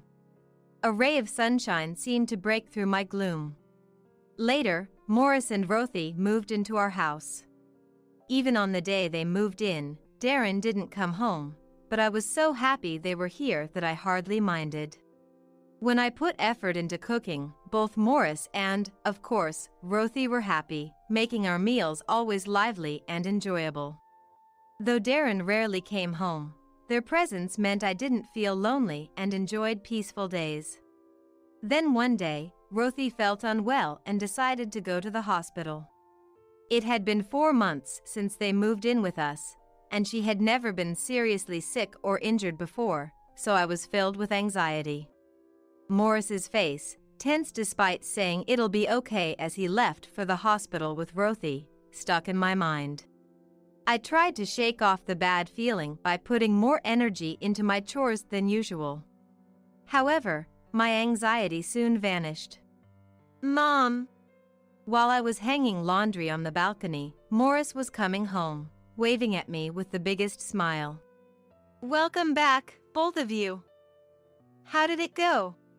Rothy smiled and gave me a cute okay sign, gently stroking her belly. "Could it be?" "Yes. I'm pregnant." "Wow. Congratulations." I felt so full of warmth and joy, as if every cell in my body was trembling with happiness. Leaving the laundry halfway done, I went out to them. "Mom, you came out for us?" "Of course, I'm thrilled just thinking about our first grandchild. I was told it would be difficult for me to get pregnant, so I'm really happy." Rothy lovingly placed her hand on her belly. "Rothy, congratulations. Feel free to lean on me as much as you need." "Thank you." From that day on, it was a whirlwind of activity. We had to gather everything needed for Rothy and the baby, organize the house, and there was plenty to do. Darren would occasionally join me for shopping, but inevitably, if Carolina called, he'd make excuses and head back to his family home, no matter where we were. Rothy's belly grew noticeably, but 3 months before her due date, something went wrong. "Rothy, are you okay?" Morris called out desperately, but seeing Rothy in so much pain, he decided to call an ambulance. Soon after, the ambulance arrived, and Rothy was carried away on a stretcher. "I'll go with Rothy, so could you, Mom, come later, please?" "Of course, I'll gather what's needed and take a taxi." Morris nodded briefly, then got into the ambulance with Rothy, heading to the hospital. I need to hurry, too. I packed a bag with essentials for Rothy's imminent birth. "I'll call Dad, see if I can get the day off work." Darren, standing worried, said something unusual, indicating his concern. "Really? You can do that?" "Yeah. It's an emergency with our first grandchild, no time to work." Darren quickly made the call and was easily excused. While Darren was on the phone, I arranged a taxi and locked up the house. We arrived at the hospital, and heading to Morris, we heard, "Rothy will have a cesarean section." "What should I do? I'm really anxious." "If you're not strong, Morris, Rothy will feel your anxiety." "You're right. I'm going to be a dad." How long had it been since Rothy entered the operating room? The red in surgery sign seemed to loom for hours. "It's taking a long time." Darren started shaking his knees intensely, almost as if to say he took off work for this. "Rothy is fighting hard." "Yes, and if you look so worried, the baby will be startled when born." With a furrowed brow, Darren's irritation grew, and he silently went somewhere. "He went to make a call." Yes. It was clear to us that despite taking time off to be here, Darren's frustration with the situation led him to call Carolina. As Morris and I grew increasingly anxious, Darren returned with a slightly relieved expression, glanced at the operating room, but sat down silently on the bench. "Rothy!" Morris murmured with a mix of worry and anxiety. "I'm worried about Rothy and the baby. It's been so long." "Yes, I didn't have a cesarean, so I'm not sure. It's worrying." In the heavy atmosphere, the operating room door finally opened, and the doctor came out. "Sorry to keep you waiting. Both mother and child are safe." "Great, my precious time was wasted." Darren complained but seemed concerned about the situation inside. Afterward, a nurse came out to speak with us. "If you don't mind looking through the glass, you can see how they both are." "Through the glass?" At Morris's puzzled voice, the nurse made a complicated face and led us over. Beyond the guided glass, Rothy appeared to be sleeping exhaustedly. And as for the baby, it was connected to tubes, covered in some kind of case. "That child is our first grandchild." Tears spilled from Darren's eyes, moved by the sight of the small baby fighting to live despite its frailty. "Rothy and the baby are really okay, right?" Morris desperately asked the nurse. Yes, but the baby weighs about 28 ounces and is very small, so it's in a critical situation needing to be connected to tubes for a while. The joy of the baby's birth was short-lived as Morris and I were shaken by a wave of anxiety. We have to send them all the strength we can. I forced a cheerful voice and placed my hands on Morris and Darren's backs. Yeah! Darren nodded with a troubled face and quietly left the hospital. Back home, Darren began rummaging through a drawer. The baby is a boy, right? Yes, that's right. What are you looking for? That thing. Finally finding what he was looking for, Darren looked pleased with himself. Now that the baby is born, we need to give him a name. You're naming him? Of course. He carries my blood. Darren spread out a notebook, with Morris standing silently beside him, resigned that his words would be futile. Darren, oblivious to Morris, was serious as he faced the notebook. He overcame a difficult birth. Let's name him Walton, hoping he leads a calm life. Darren, surprisingly serious about the name, slowly moved the pen across the paper. Looking at the notebook with Walton written on it, Darren said with satisfaction, How about that? It's a good name, isn't it? Yes, thank you. I was hopeful, seeing Darren's happy demeanor, that maybe he would start paying more attention to the family. However, there was one significant issue. Walton was too small to be discharged, and for a while, we were not allowed to meet him directly. Eventually, we were allowed to visit Rothy, so we went to tell her the baby's name. Rothy! How are you feeling? Dad named the baby. I'm okay. Thank you. What name did he choose? Rothy turned her head towards Darren with effort. Walton. It's a good name, isn't it?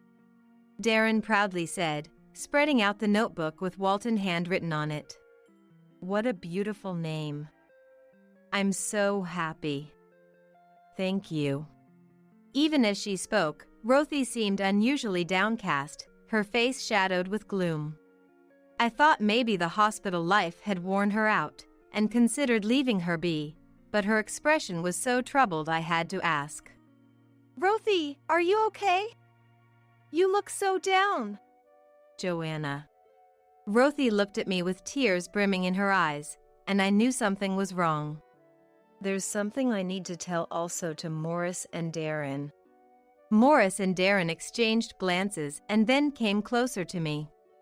The thing is, we've been told Walton has a congenital disorder. What? No way. But a disorder doesn't have to mean something serious. Rothy, unable to hold back her tears any longer, trembled as she spoke. The thing is, it seems Walton doesn't have long to live. Not long to live. I unwittingly repeated Rothy's unexpected words. What do we do? A mix of fear and joy, sorrow, and happiness swirled together, creating a heavy atmosphere. Tears began to stream down Rothy's face as the tension broke. Rothy. Walton. Moved by the moment, Morris and I also began to cry, and eventually, we all cried until we had no tears left. After a good cry, Rothy, perhaps slightly toughened by becoming a mom, slowly began to speak. I want to create as many happy memories for Walton as possible. Yeah, let's spend every possible minute with Walton. Rothy, feeling a bit better, nodded and smiled. Half a year later, Rothy and Walton were discharged and came home. During that time, Darren stayed at his family home less than before, and we all prepared to welcome Rothy and Walton. We went out to places Rothy and Morris wanted to visit, adjusting to Rothy and Walton's health. Darren sometimes joined us, and other times he prioritized Carolina, but we focused on putting Walton first, thinking it was a bonus if Darren came along. Walton, who couldn't speak yet but whose expressions became increasingly lively, was adorable, and we showered him with love. After Walton could no longer travel, we spent time walking, sunbathing in the park, and he was adored by our neighbors. However, the joyful time flew by, and Walton passed away at just 3 years old. Rothy, looking at the sky as if to see her son again, murmured, "Walton, it was short, but I enjoyed our time together." Morris, too, looked up at the sky, tears rolling down his cheeks. I was filled with sorrow and didn't think I could move on quickly, but Darren soon returned to prioritizing Carolina and decreased his visits home. The days seemed colorless, as if a hole had been punched in my heart. Though we had no regrets for being there for Walton till the end, the emptiness was heavy. As days swiftly passed, we were soon approaching Walton's memorial dinner. "It's almost time for Walton's memorial dinner." Rothy spoke to Walton's photo with a prayer in her heart. "We should share lots of memories of Walton." "That's a great idea. We need to invite the neighbors who loved Walton." As we talked, Darren, unusually at home on his day off, joined the conversation. "When is it?" "Well, Walton's anniversary is next month on the 14th, so that's our first choice if the venue is available." "I see." After confirming, Darren got ready and left the house. We exchanged puzzled glances, but Darren didn't return that day. The next day, I was busy arranging the memorial dinner, securing the venue, and ordering what we needed. I was about to call relatives and acquaintances when Carolina called. "Joanna? It's Walton's memorial dinner, but I doubt anyone will show up. It's my wedding day, so everyone prefers a celebration." "What do you mean?" "Come on, Joanna. Have you become so forgetful without Walton that you can't even understand English anymore?" Carolina was clearly mocking me. "So, I'm having my wedding on Walton's anniversary. How do you even know the date?" I asked, trying to keep my cool. "Obviously, bro told me." My anger rose at Carolina's unapologetic attitude. "Why would you do that? Whether it's his wife or grandson, I don't care. It's punishment for taking my bro away from me. He always spoils me," Carolina said bluntly and hung up unilaterally. I was left dumbfounded, holding the phone for a while. Then, Morris and Rothy came in. "Mom, you look upset. What happened?" Snapped back to reality by Morris's words, I hesitated to tell them about Carolina. "Is it about Dad again?" Just as Morris asked, looking into my face, Darren came back home, right on cue. Feeling a sense of duty, I immediately called out to Darren. "We need to talk right now." "What? Can't I have a moment of peace?" Ignoring Darren's complaints, I got straight to the point. "Carolina's wedding is on the same day as Walton's memorial dinner." "What?" "No way." In front of a surprised Morris and a confused Rothy, Darren responded indifferently. "Yeah, seeing my sister in her wedding dress is more important, so you can go to the memorial dinner by yourself." "Dad, are you serious? Don't you care about Walton at all?" Morris trembled with anger, and Rothy started crying from shock. "Quite bold words towards your father." Naturally, as her brother, I'd rather celebrate my cute Carolina than mourn a child who won't come back. Darren began saying outrageous things, but an idea crossed my mind, and I forced myself to suppress my emotions to intervene in their conversation. "All right, I'll consider what you said." Morris and Rothy looked at me with their mouths agape as if their jaws would drop, but I nodded reassuringly, and they seemed to understand. On the day of the wedding, we arrived at the hotel venue. Since we had proceeded with the memorial dinner plans without Darren, he assumed he'd be the only one attending the wedding and sat with the bride's side. We were in mourning attire, standing out a bit, but we weren't breaking any wedding rules, so we remained dignified. Huh? Darren looked puzzled to see us. Actually, we wanted to see Carolina in her wedding dress too. We missed the invitation, so we asked your parents. Figures, right? Despite his words, Darren seemed satisfied, smiling contentedly. As the wedding began, Carolina, dressed in a pure white wedding gown, entered the venue and was surprised to see us. However, she couldn't interrupt the ceremony, especially in front of so many guests, and couldn't say anything, glaring at us in a way unbecoming of a bride throughout the ceremony. The ceremony ended peacefully, and we were there as the bride and groom and their families bid farewell to the attendees. As we were saying goodbye, a person recognized Morris and Rothy, your Walton's parents, aren't you? Dr. Trenton. The person who approached us was Walton's attending physician, who of course knew that today was Walton's anniversary. We really appreciated everything you did. Rothy, Morris, and I hugged Dr. Trenton. No, Walton was very brave until the end. It's been exactly a year today. Dr. Trenton hinted something, but we quickly understood what he meant. The groom, Robert, noticing the last attendees weren't moving, came over. What's going on, Trenton? Robert. Trenton looked troubled, glancing between Robert and us. Do you two know each other? Yes. Robert is a junior colleague of mine. Trenton scratched his cheek, looking unsure of what to do. I've been wondering, what is your relationship with Carolina? Robert asked us, puzzled why we were sitting on the bride's side despite it being our first meeting and our mourning attire. Carolina is my husband's sister, and this is my son, Morris, and his wife, Rothy. I see. And how did you come to know Trenton? Robert asked with genuine curiosity. Actually, we had a child with a congenital disorder. Dr. Trenton took care of him. Rothy answered, and Trenton nodded solemnly. Walton, our child, passed away last year and went to heaven. I'm sorry to hear that. Today is Walton's anniversary, isn't it? Such an important day coincided. I answered clearly, thinking Trenton's point was very valid. The bride chose this day for her wedding, knowing it was Walton's anniversary. That's. Carolina insisted on this day, saying she wanted it no matter what. Was that on purpose? She said she loved children.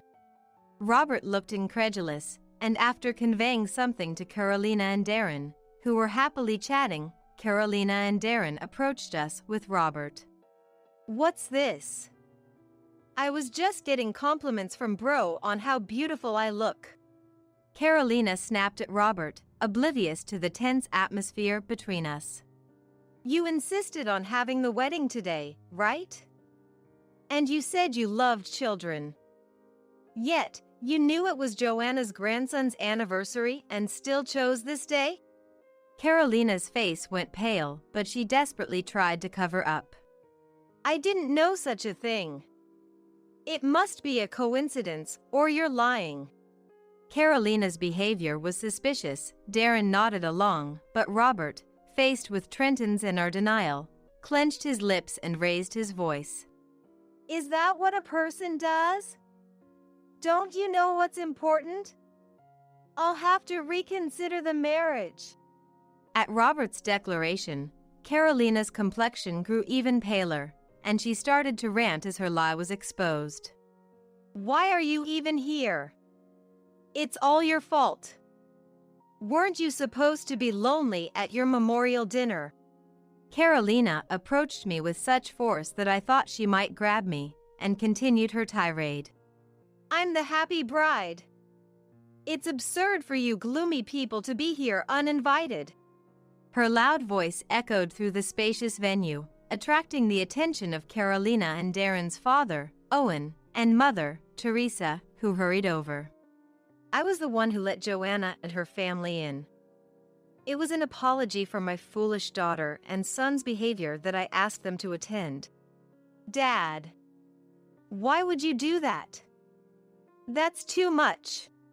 Carolina screamed, her fury unabated. If you don't understand why, then we're done with you. Darren too. What?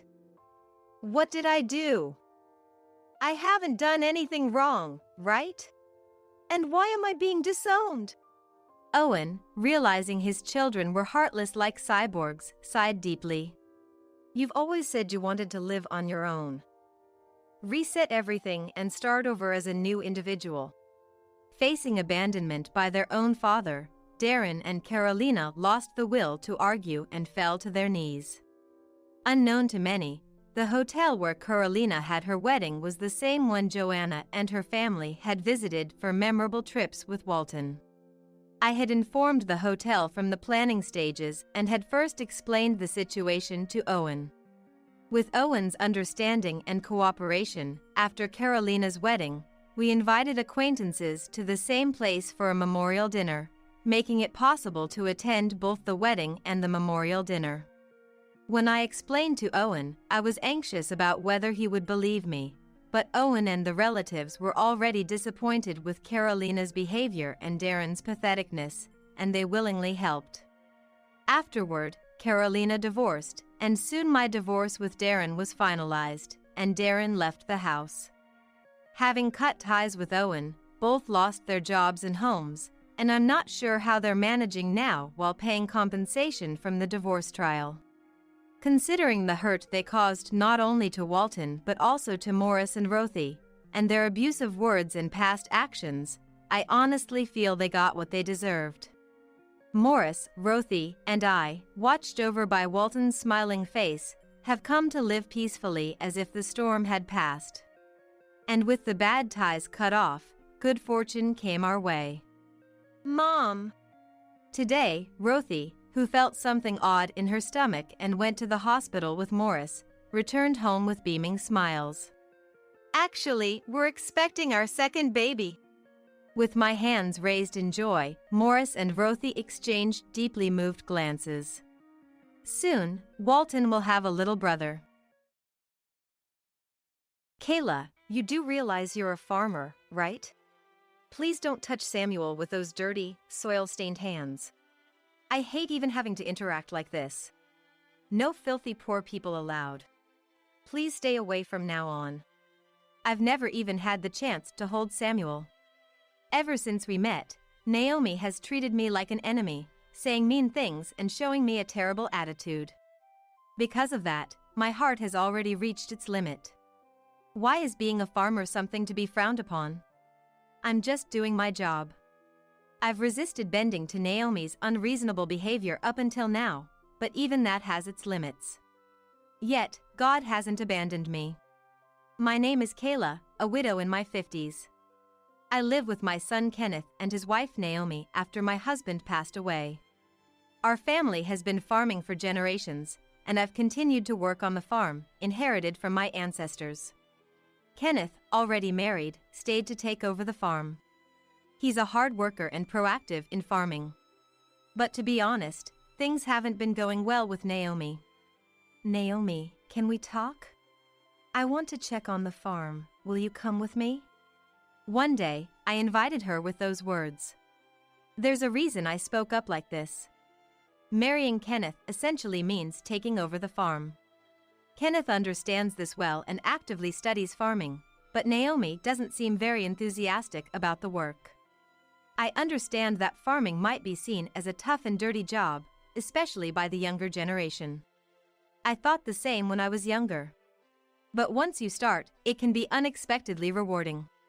Naomi hasn't even set foot in the field yet, and at this rate, she might never discover that sense of fulfillment. So, I thought about going to the field with her to help her find that satisfaction. However, Naomi's response to my invitation was far from positive. To the field? Why? I hate the idea of going to such a dirty place. If you must go, please go alone, Kayla. I'll be relaxing in my room. Don't say that. This job isn't as dirty as you make it out to be. You might even find it enjoyable if you actually give it a try. A little visit wouldn't hurt, would it? It's not like that at all. I genuinely hate farming.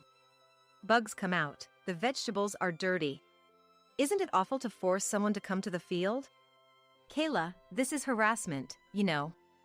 Harassment, she said, and I couldn't help but let out a surprised huh. That was never my intention. It was meant to be a gesture of concern, hoping to slightly erase her aversion to farming. Yet Naomi continued. If you understand, then please never ask me to farm again. I didn't marry for your sake, you know. If you say something like this again, I might consider divorce. With that, she spat out her words and returned to her room. I thought about discussing this with Kenneth, but he's so positive about farming and works hard every day, I just couldn't bring myself to tell him. So, I decided not to report this incident with Naomi to him, and from then on, I aimed to live a life that didn't upset her, avoiding any confrontation. But even that didn't go well. In front of Kenneth, Naomi was very kind and dependable. However, the moment Kenneth was away, in the field or out shopping, Naomi would transform entirely. I have no intention of doing the housework, just so you know. If you want housework done, Kayla, do it yourself. I'm not a housekeeper. Kayla, wasn't today's dinner a bit too careless? It was so bad, I thought I would vomit. I managed to eat it, but when I think that Kenneth has been eating such food since he was little, I feel so sorry for him. Naomi's heartless words kept coming. Each time I faced them head-on, I felt my heart aching. Why do I have to be subjected to such unreasonable words? What have I done to deserve this? No matter how many times I asked myself, no answer came. And seeing me worn out, Naomi would laugh again. Kayla, you really aren't cut out to be a person. To think such a person is my mother-in-law, I can't help but worry about the future. I'm sure Kenneth doesn't rely on you much either. Elderly people like you should retire from work soon. Stop forcing the farm onto him. We have our own things we want to do. So, Kayla, please just disappear from our world. I'm sorry. The only words I could muster in response to her barrage were I'm sorry. I was so broken that I couldn't think of any words of defiance. Days like this continued, and I eventually developed insomnia. Yet, somehow, I kept pushing myself in my work. Naomi might think farming isn't a big deal, but knowing there are people waiting for the vegetables I grow, I couldn't afford to take a break. Mom, are you okay? You look a bit haggard. Watching me weaken day by day, Kenneth expressed his concern. But Kenneth only sees the good side of Naomi. He's unaware of the cruel words she hurls at me. I wonder what would happen if he found out. If Kenneth and Naomi were to divorce, would that be my fault? Am I stealing his happiness because of me? With those thoughts, I couldn't say anything more. I escaped his worries with some non-committal words like I'm fine, even though I'm really not. I really am a coward. Amidst all this, some good news arrived. Naomi was pregnant. Feeling unwell, Kenneth took her to the hospital, where they received the diagnosis. That day, the house was filled with a celebratory mood. Naomi seemed to be in a good mood too, not hurling her usual cruel words at me. I even thought it might be the first happy day I've had in a long time. I did my best to support her, ensuring she could have a healthy baby.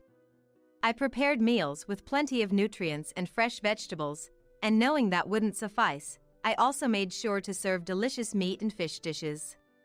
She seemed to enjoy the meals, and that filled my heart. Maybe my extra kindness was also because I thought it's important not to stress her during her pregnancy. Eventually, she safely gave birth to a healthy baby boy. I was relieved that there were no health issues at birth. I couldn't visit right away because of my farm work. After some time, Naomi and my grandson returned home. The baby was named Samuel. I endeavored even more, keeping in mind that she now needed to raise Samuel healthily, without too much stress, and hopefully relying on me. But it seemed my efforts didn't reach her. One day, she summoned me. Kayla, a moment. Wondering what it was about, I asked her, only to be met with unbelievable words. Kayla, do you realize you're a farmer? Please don't touch Samuel with those dirty, soil-stained hands. I hate having to interact like this. No dirty, poor-like people allowed. Please stay away from now on. What? I was dumbfounded by her abrupt words. Seeing my reaction, she laughed even more. All this time, I've been pretending to be part of the family, but it's all pointless. She mocked me. I wanted to be family. I thought we could support each other as a family. But it seems that was just a nuisance to her. Unforgivable. To dismiss all my feelings like this. What kind of person does that? Anger towards her welled up inside me, but even then, I didn't know how to respond.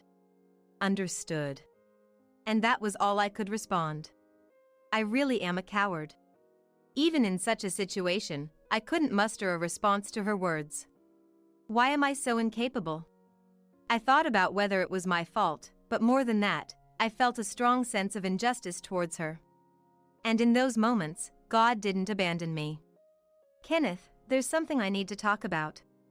At the dinner table that day, Naomi spoke up, sharing everything that had happened. She claimed she had been harassed by me, that she had endured it all this time, but just now I had gone as far as to tell her to leave. She was terrified about what might happen to Samuel if she continued to live with me. She wanted to move out to live just with Kenneth and Samuel, away from me. That was Naomi's claim. Of course, I had no recollection of harassing her. In fact, I felt I was the one being bullied. But my worn-out heart couldn't muster a proper defense. Well, I can't imagine Mom harassing anyone, but if you feel that way, maybe we should consider moving out. Kenneth's words seemed to please Naomi greatly. After that, they decided to move out. However, they couldn't move too far since the family business needed to be continued, so their new home would still be near mine. Yet, just the thought of not having Naomi in the same house made me feel somewhat relieved. Realizing this made me feel awful again. We're a family, I wanted to live hand in hand. If there were misunderstandings, I wanted to work on understanding each other. But my heart was weaker than I thought. And so, they moved to their new home, and I was left to live alone in this big house. Kenneth continued to visit often, but I started to feel the loneliness. The incident happened the day after they moved out. After finishing the day's work, I came home and, having some free time, checked my mobile phone to find numerous missed calls. All from Naomi. Wondering what it could be, but feeling a surge of aversion towards her, I decided to ignore the calls. There were also several texts seemingly asking me to pick up the phone, but I ignored those too. What could she possibly want now? There's nothing I need to talk to her about anymore. I had a bad feeling, but in the end, I did nothing and left it at that. Then, that evening, the doorbell rang. Thinking it might be her, I checked, and sure enough, it was Naomi. Naomi, what is it? I'm sorry, but could you please leave? I don't want to see your face. At my response, she looked as if she was about to cry. Why didn't you say anything? She asked. Say anything? About what? I had no idea, so as I was thinking. Why didn't you say anything, Kayla? You're not just a farmer, are you? You're also a landowner. I didn't know that. Why did you keep such an important thing a secret? Her words left me speechless, a stunned what escaping my lips. Indeed, as she said, my family has been a line of farmers and, simultaneously, landowners. My family has been managing this area's lands for a very long time. Most homes around here are built on land protected and leased by my ancestors. As a result, the locals and real estate agents managing these properties can't go against me. Many respect me for owning so much land. However, I had deliberately chosen not to mention this to her. She looked down on me just for being a farmer, and I thought she wouldn't be interested in my status anyway. It seems she found out through a certain incident. Kenneth and Naomi had moved to a recently built apartment where she noticed that their rent differed from that of their new friends. Their rent was significantly cheaper. Puzzled, she consulted Kenneth. Then, isn't it because the land belongs to Mom? He suggested. True to Kenneth's words, when they decided to move into this apartment, the real estate agent contacted me, offering to rent it out cheaply. I've been leasing lands to this real estate agency for a long time. Some since my parents' days, establishing an inseparable bond. Faced with this unknown fact, she was taken aback. Though aware I was a farmer, she had no idea about the landowning. This revelation apparently panicked her. If you had told me, I wouldn't have behaved like that. I wouldn't have suggested moving out either. I would have definitely thought of getting along with Kayla. Why didn't you tell me? If you had, it wouldn't have come to this. I thought you weren't interested in that kind of thing, Naomi. Don't decide that for me. If I had known you were a landowner, none of this would have happened. In a panic at the doorstep, she grabbed her head and sat down. The commotion attracted the neighbors, their voices audible, making the situation embarrassingly uncomfortable for me. The moment she learned I was a landowner, she started blaming me like this. After demeaning me all this time, she now tries to take advantage of my position. Her opportunistic behavior was infuriating. And dealing with her in this moment felt like an incredibly troublesome time, prompting me to let out a heavy sigh. Then, she looked up in desperation and started apologizing profusely. Kayla, I'm sorry for the horrible things I said. It was a shock to me too. The thought that I wasn't relying on you made me feel down. I don't remember when, but you once said families should support each other, right? I think that's a wonderful idea. So why don't we support each other now? I want to make a real effort with you, Kayla. Naomi said that. Her words felt sincere, but it was also clear that it was all for her own benefit. Her frantic attempts to keep me close are solely because of my status as a landowner. She, who showered me with cruel words for being a farmer, changed her tune once she learned I was also from a landowning family. Dissatisfied with her behavior, I coldly dismissed her desperate pleas. No matter what you say, I no longer intend to join hands with you, Naomi. I remember every harsh word you threw at me. They haunt my dreams, and I still can't sleep well. Life became a bit more peaceful without you, and the thought of returning to that hellish existence disgusts me. Please, don't ever show your face to me again. I don't want to see you ever again. As I spoke, she hung her head, then pleaded even more desperately. Does this mean you won't even hold Samuel? You might dislike me, but Samuel is your grandson. Won't you look after him? Isn't it heartless to ignore your own flesh and blood? Unbelievable. I do feel sorry about Samuel. After all, none of this is his fault or Kenneth's, it's all her doing. But that's a separate issue. Once I've decided not to interact with her, it's inevitable that my involvement with Samuel will decrease. She, the very cause of this situation, still acts as if I'm the one at fault, which only adds to my disgust.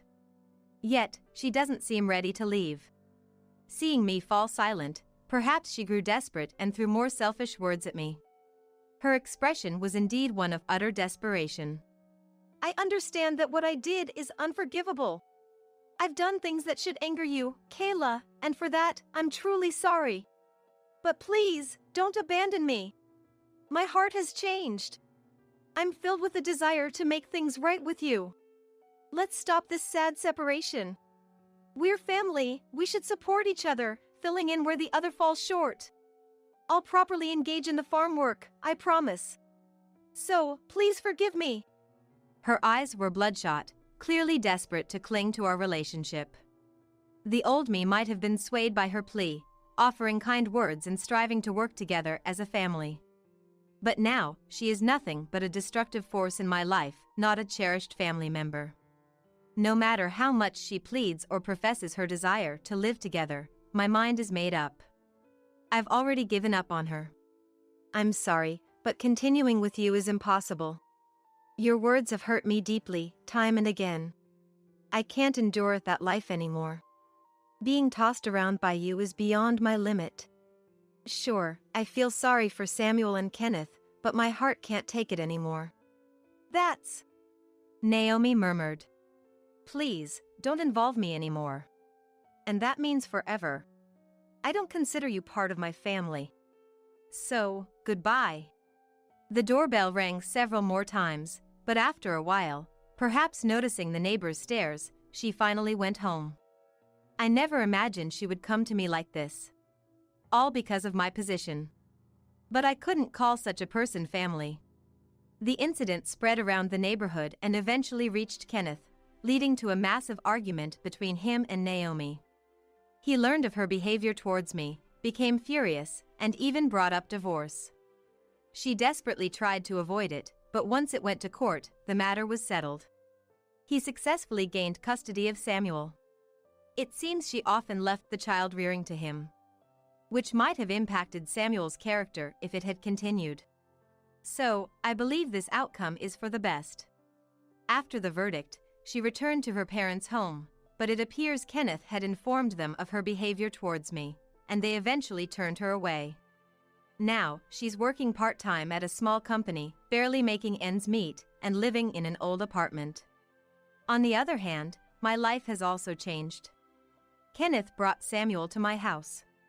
Now, Kenneth and I are supporting each other, jointly raising Samuel. After the incident, the neighbors expressed their concern, but I've regained my strength and am back to farming. Kenneth is serious about taking over the family business in the future. The whole ordeal with Naomi was a disaster for both of us, but I hope that one day he finds a partner with whom he can truly collaborate and support. Until then, I intend to protect the happiness of Kenneth and Samuel as a mother. What is a real family? Is it about being blood-related? If that's all it takes to be a family, then I have none. But if someone tells me that's not the case, if there's someone who believes that's not all there is to family, I want to be a family with that person. My name is Melody. At 32, I'm finally getting married and am in the midst of happiness. I met my fiancé Patrick at work, through a certain topic of conversation. After various things, we started dating, and following 2 years of being together, he proposed. I will definitely make you happy. Let's build a warm family together. The moment he said that, I couldn't stop crying. I never intended to get married. I, who had no interest in romance, thought my life would be dedicated to my work. Life is unpredictable. But I can't just be swept away by the word marriage. Family meetings, announcements to various people, meetings with the wedding venue, and looking for a new home. The days are dizzyingly busy, but it's not a burden because I'm happy. Everything is so enjoyable. However, life has its ups and downs. There's always someone to ruin your happy moments. One day, on a rare day off, while I was relaxing at home, I had visitors. It was my brother Benjamin and my sister-in-law Lily.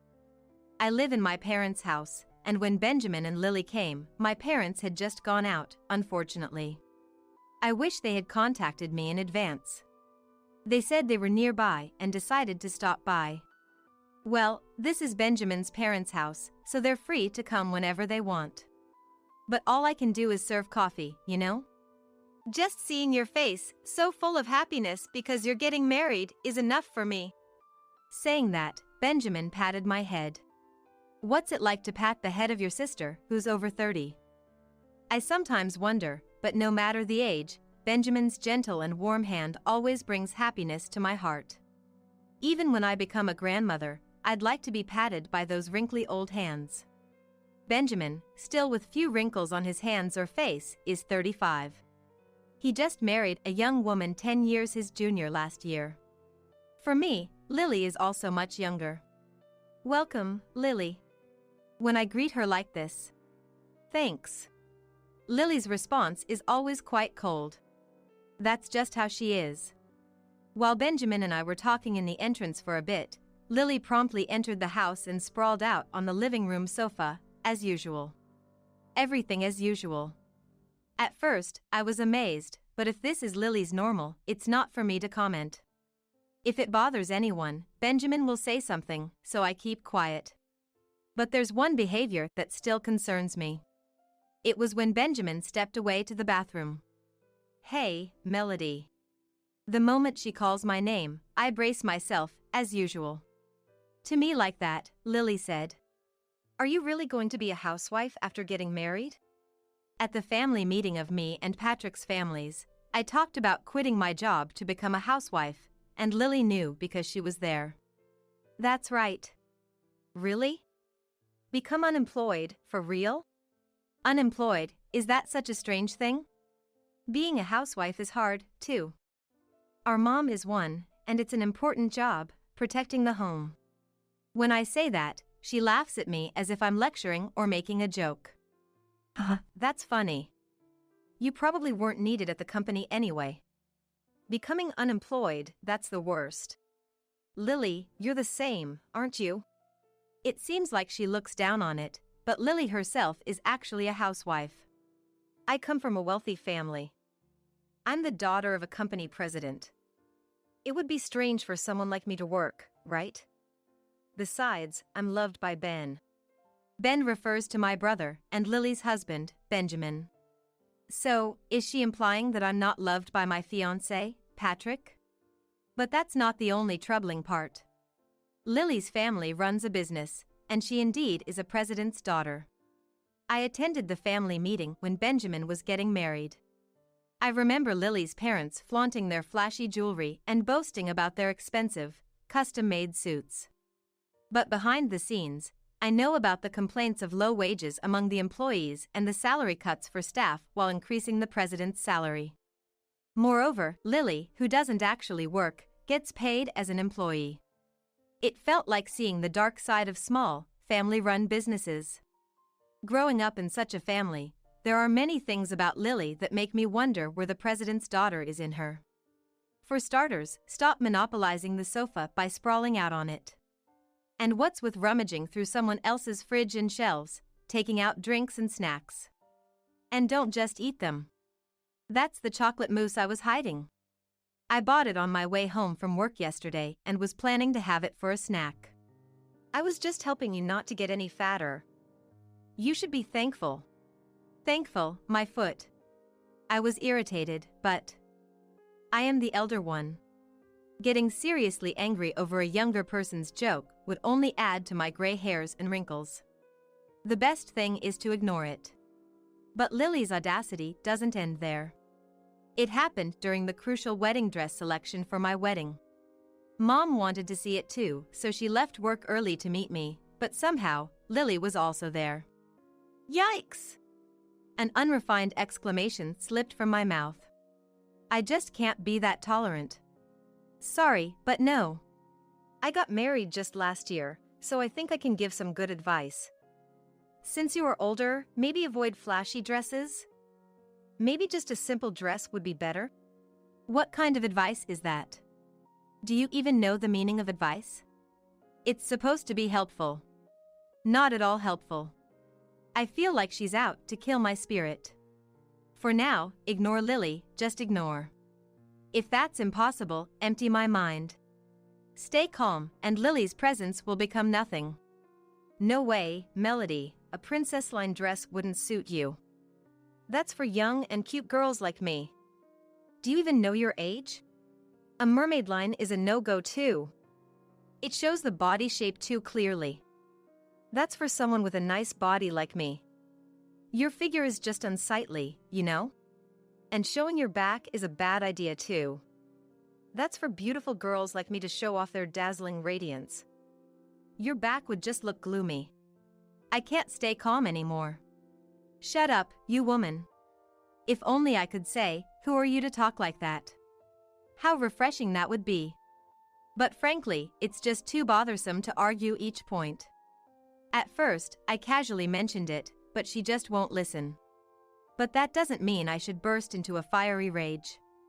It would be bad for the shop staff, and I don't want to ruin the atmosphere.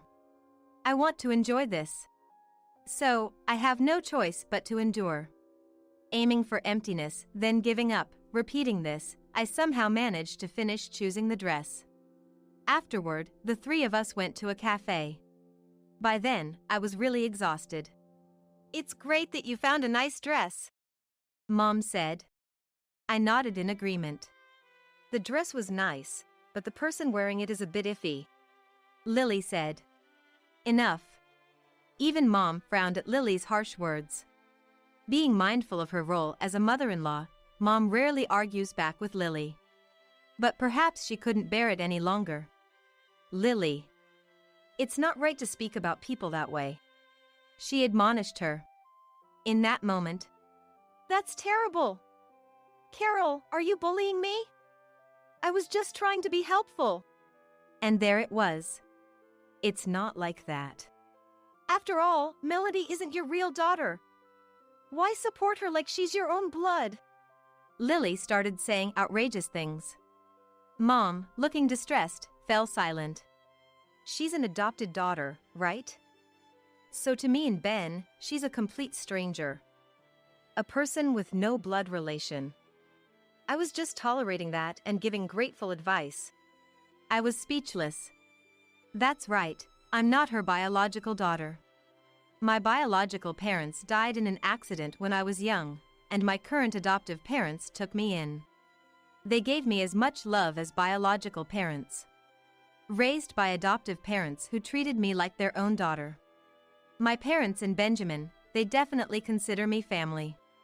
And she dares to say such things to us. I felt the blood drain from my face. But Lily's tirade didn't stop.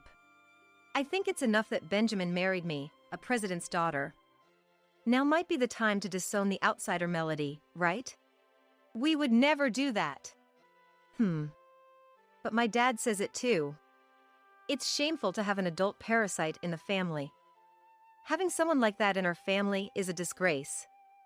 So I think it's fine to cut ties with her when she gets married. How could you say that? It was rare to see Mom turn red with anger. Looking at me standing there stunned, Lily said, "Well, you'll be leaving this house once you're married.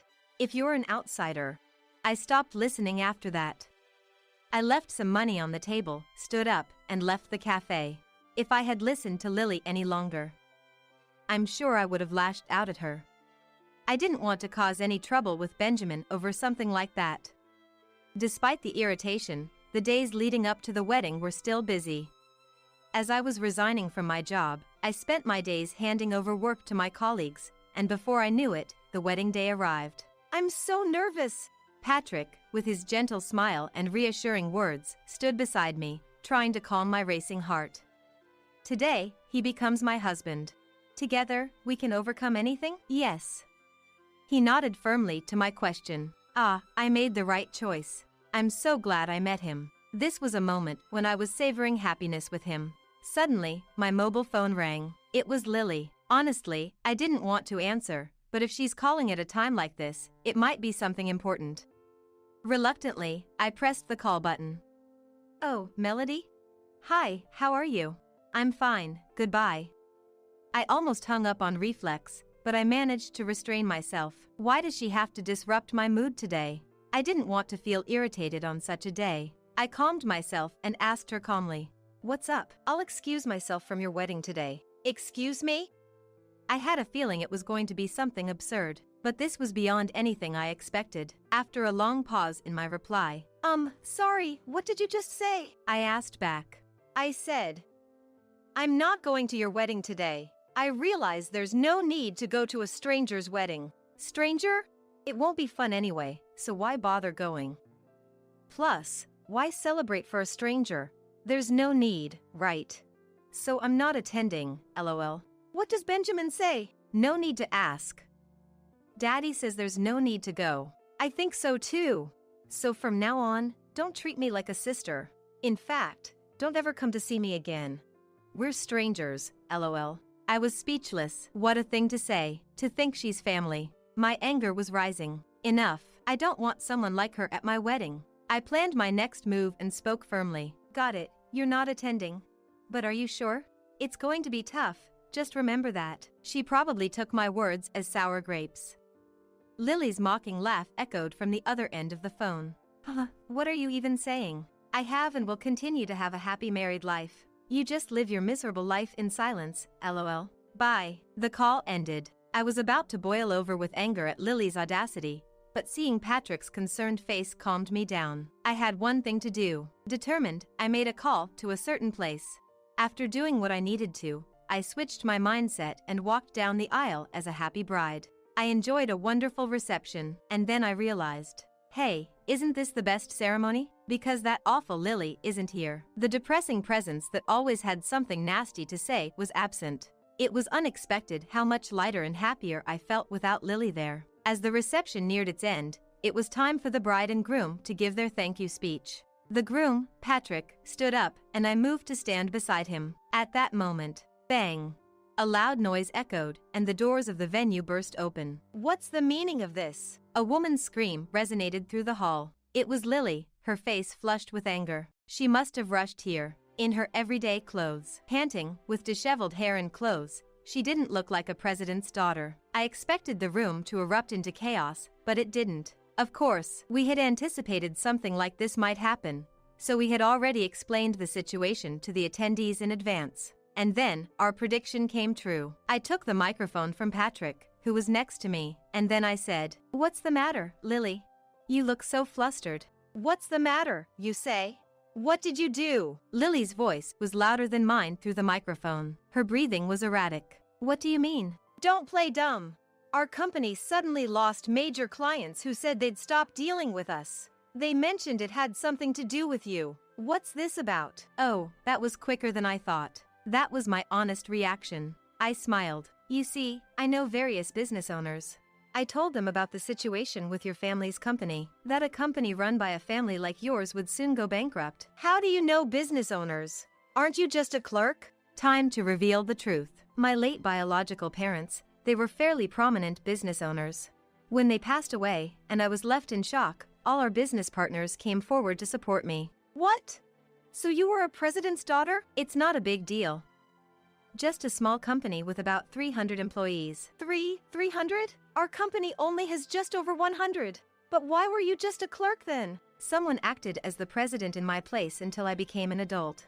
I couldn't just oust them after I grew up. So I stayed on as a clerk. But now that person is retiring, and my husband Patrick will be the next president. He's been recognized for his abilities. "What? You're going to be a president's wife?" Lily was taken aback. "By the way, your family's company has a big deal with ours, right?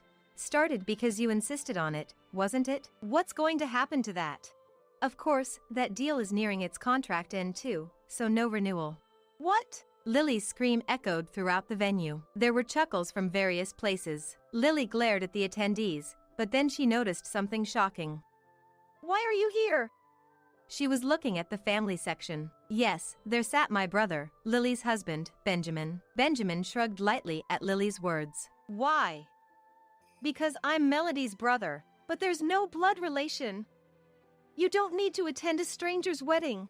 To you, family is only about blood, huh?" he said, looking sad. "I don't think so. Family is certainly about blood relations, but there's so much more to it. I've grown up with Melody and I love her as my family. I've never thought of her as anything but my sister. Melody will always be my dear sister." At that moment Benjamin spoke, tears streamed down my face. I had always struggled since childhood, constantly questioning if I belonged in this family. Every time, my parents and Benjamin reassured me with a smile, "Of course, you do." They'd say, "You're an important part of our family," and hug me. Their comforting hand on my head saved me so many times. As Lily stood dumbfounded, Benjamin continued, "Lily, it's a shame. I never thought you could be so terrible. Sorry, but my love for you has completely cooled off. I can't be married to someone who calls my family strangers." "What, Benjamin, what are you?" "I'm divorcing you." "What? Why? Don't you see the contradiction in what you're saying?" "What? If family is only about blood relations, then you and I are complete strangers, aren't we?" "No, that's different. Marriage is, Lily tried to make excuses, but she couldn't think of anything. Panicking, she fell silent. "That's what your words imply. So I can't stay with you anymore." "I don't want to. We'll discuss the rest through lawyers." "No, wait. I don't want a divorce. No." Lily was desperately clinging to Benjamin. Then Lily's parents arrived, looking frantic. Seeing the influential guests at the reception, their faces turned pale. Apologizing profusely, they dragged Lily out of the venue. Afterward, due to the unexpected chaos, my husband, my parents, and I apologized to the reception guests. Hang in there! Warm words of encouragement came from the crowd. I was just grateful. Lily and her family faced a living hell afterwards. Who would want to deal with a company that has her? Was the sentiment, leading to many cancelled contracts.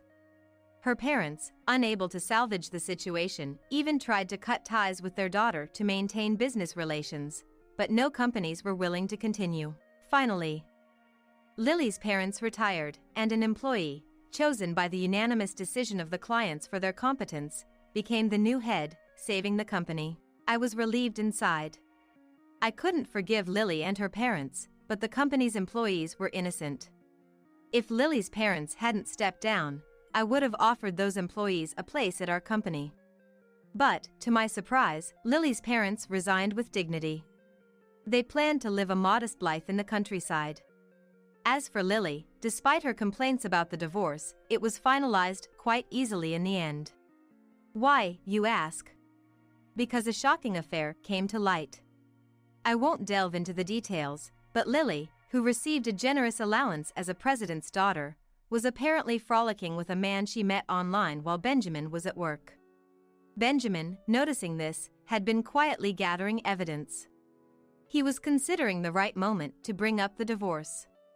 I feel sorry for Benjamin, but I hope he finds happiness in the future. Lily, divorced by Benjamin and disowned by her parents. She apparently reached out to many acquaintances, but no one responded, and it said she disappeared into the night. Her whereabouts are unknown since then. As for me, I'm living a love-filled newlywed life with Patrick. One day we had this conversation. Shall we go visit the grave soon? I suggested. Yeah. There's so much I want to report to Dad and the others. Patrick replied. My parents and Patrick's parents both perished in the same major accident. We were both shocked to learn of our shared circumstances at work. In fact, that's how Patrick and I first connected. It must have been a bond formed by our parents in heaven. A precious gift of deep love from our parents watching over us from above. And here on earth, our adoptive parents watch over us with love. There's no greater happiness.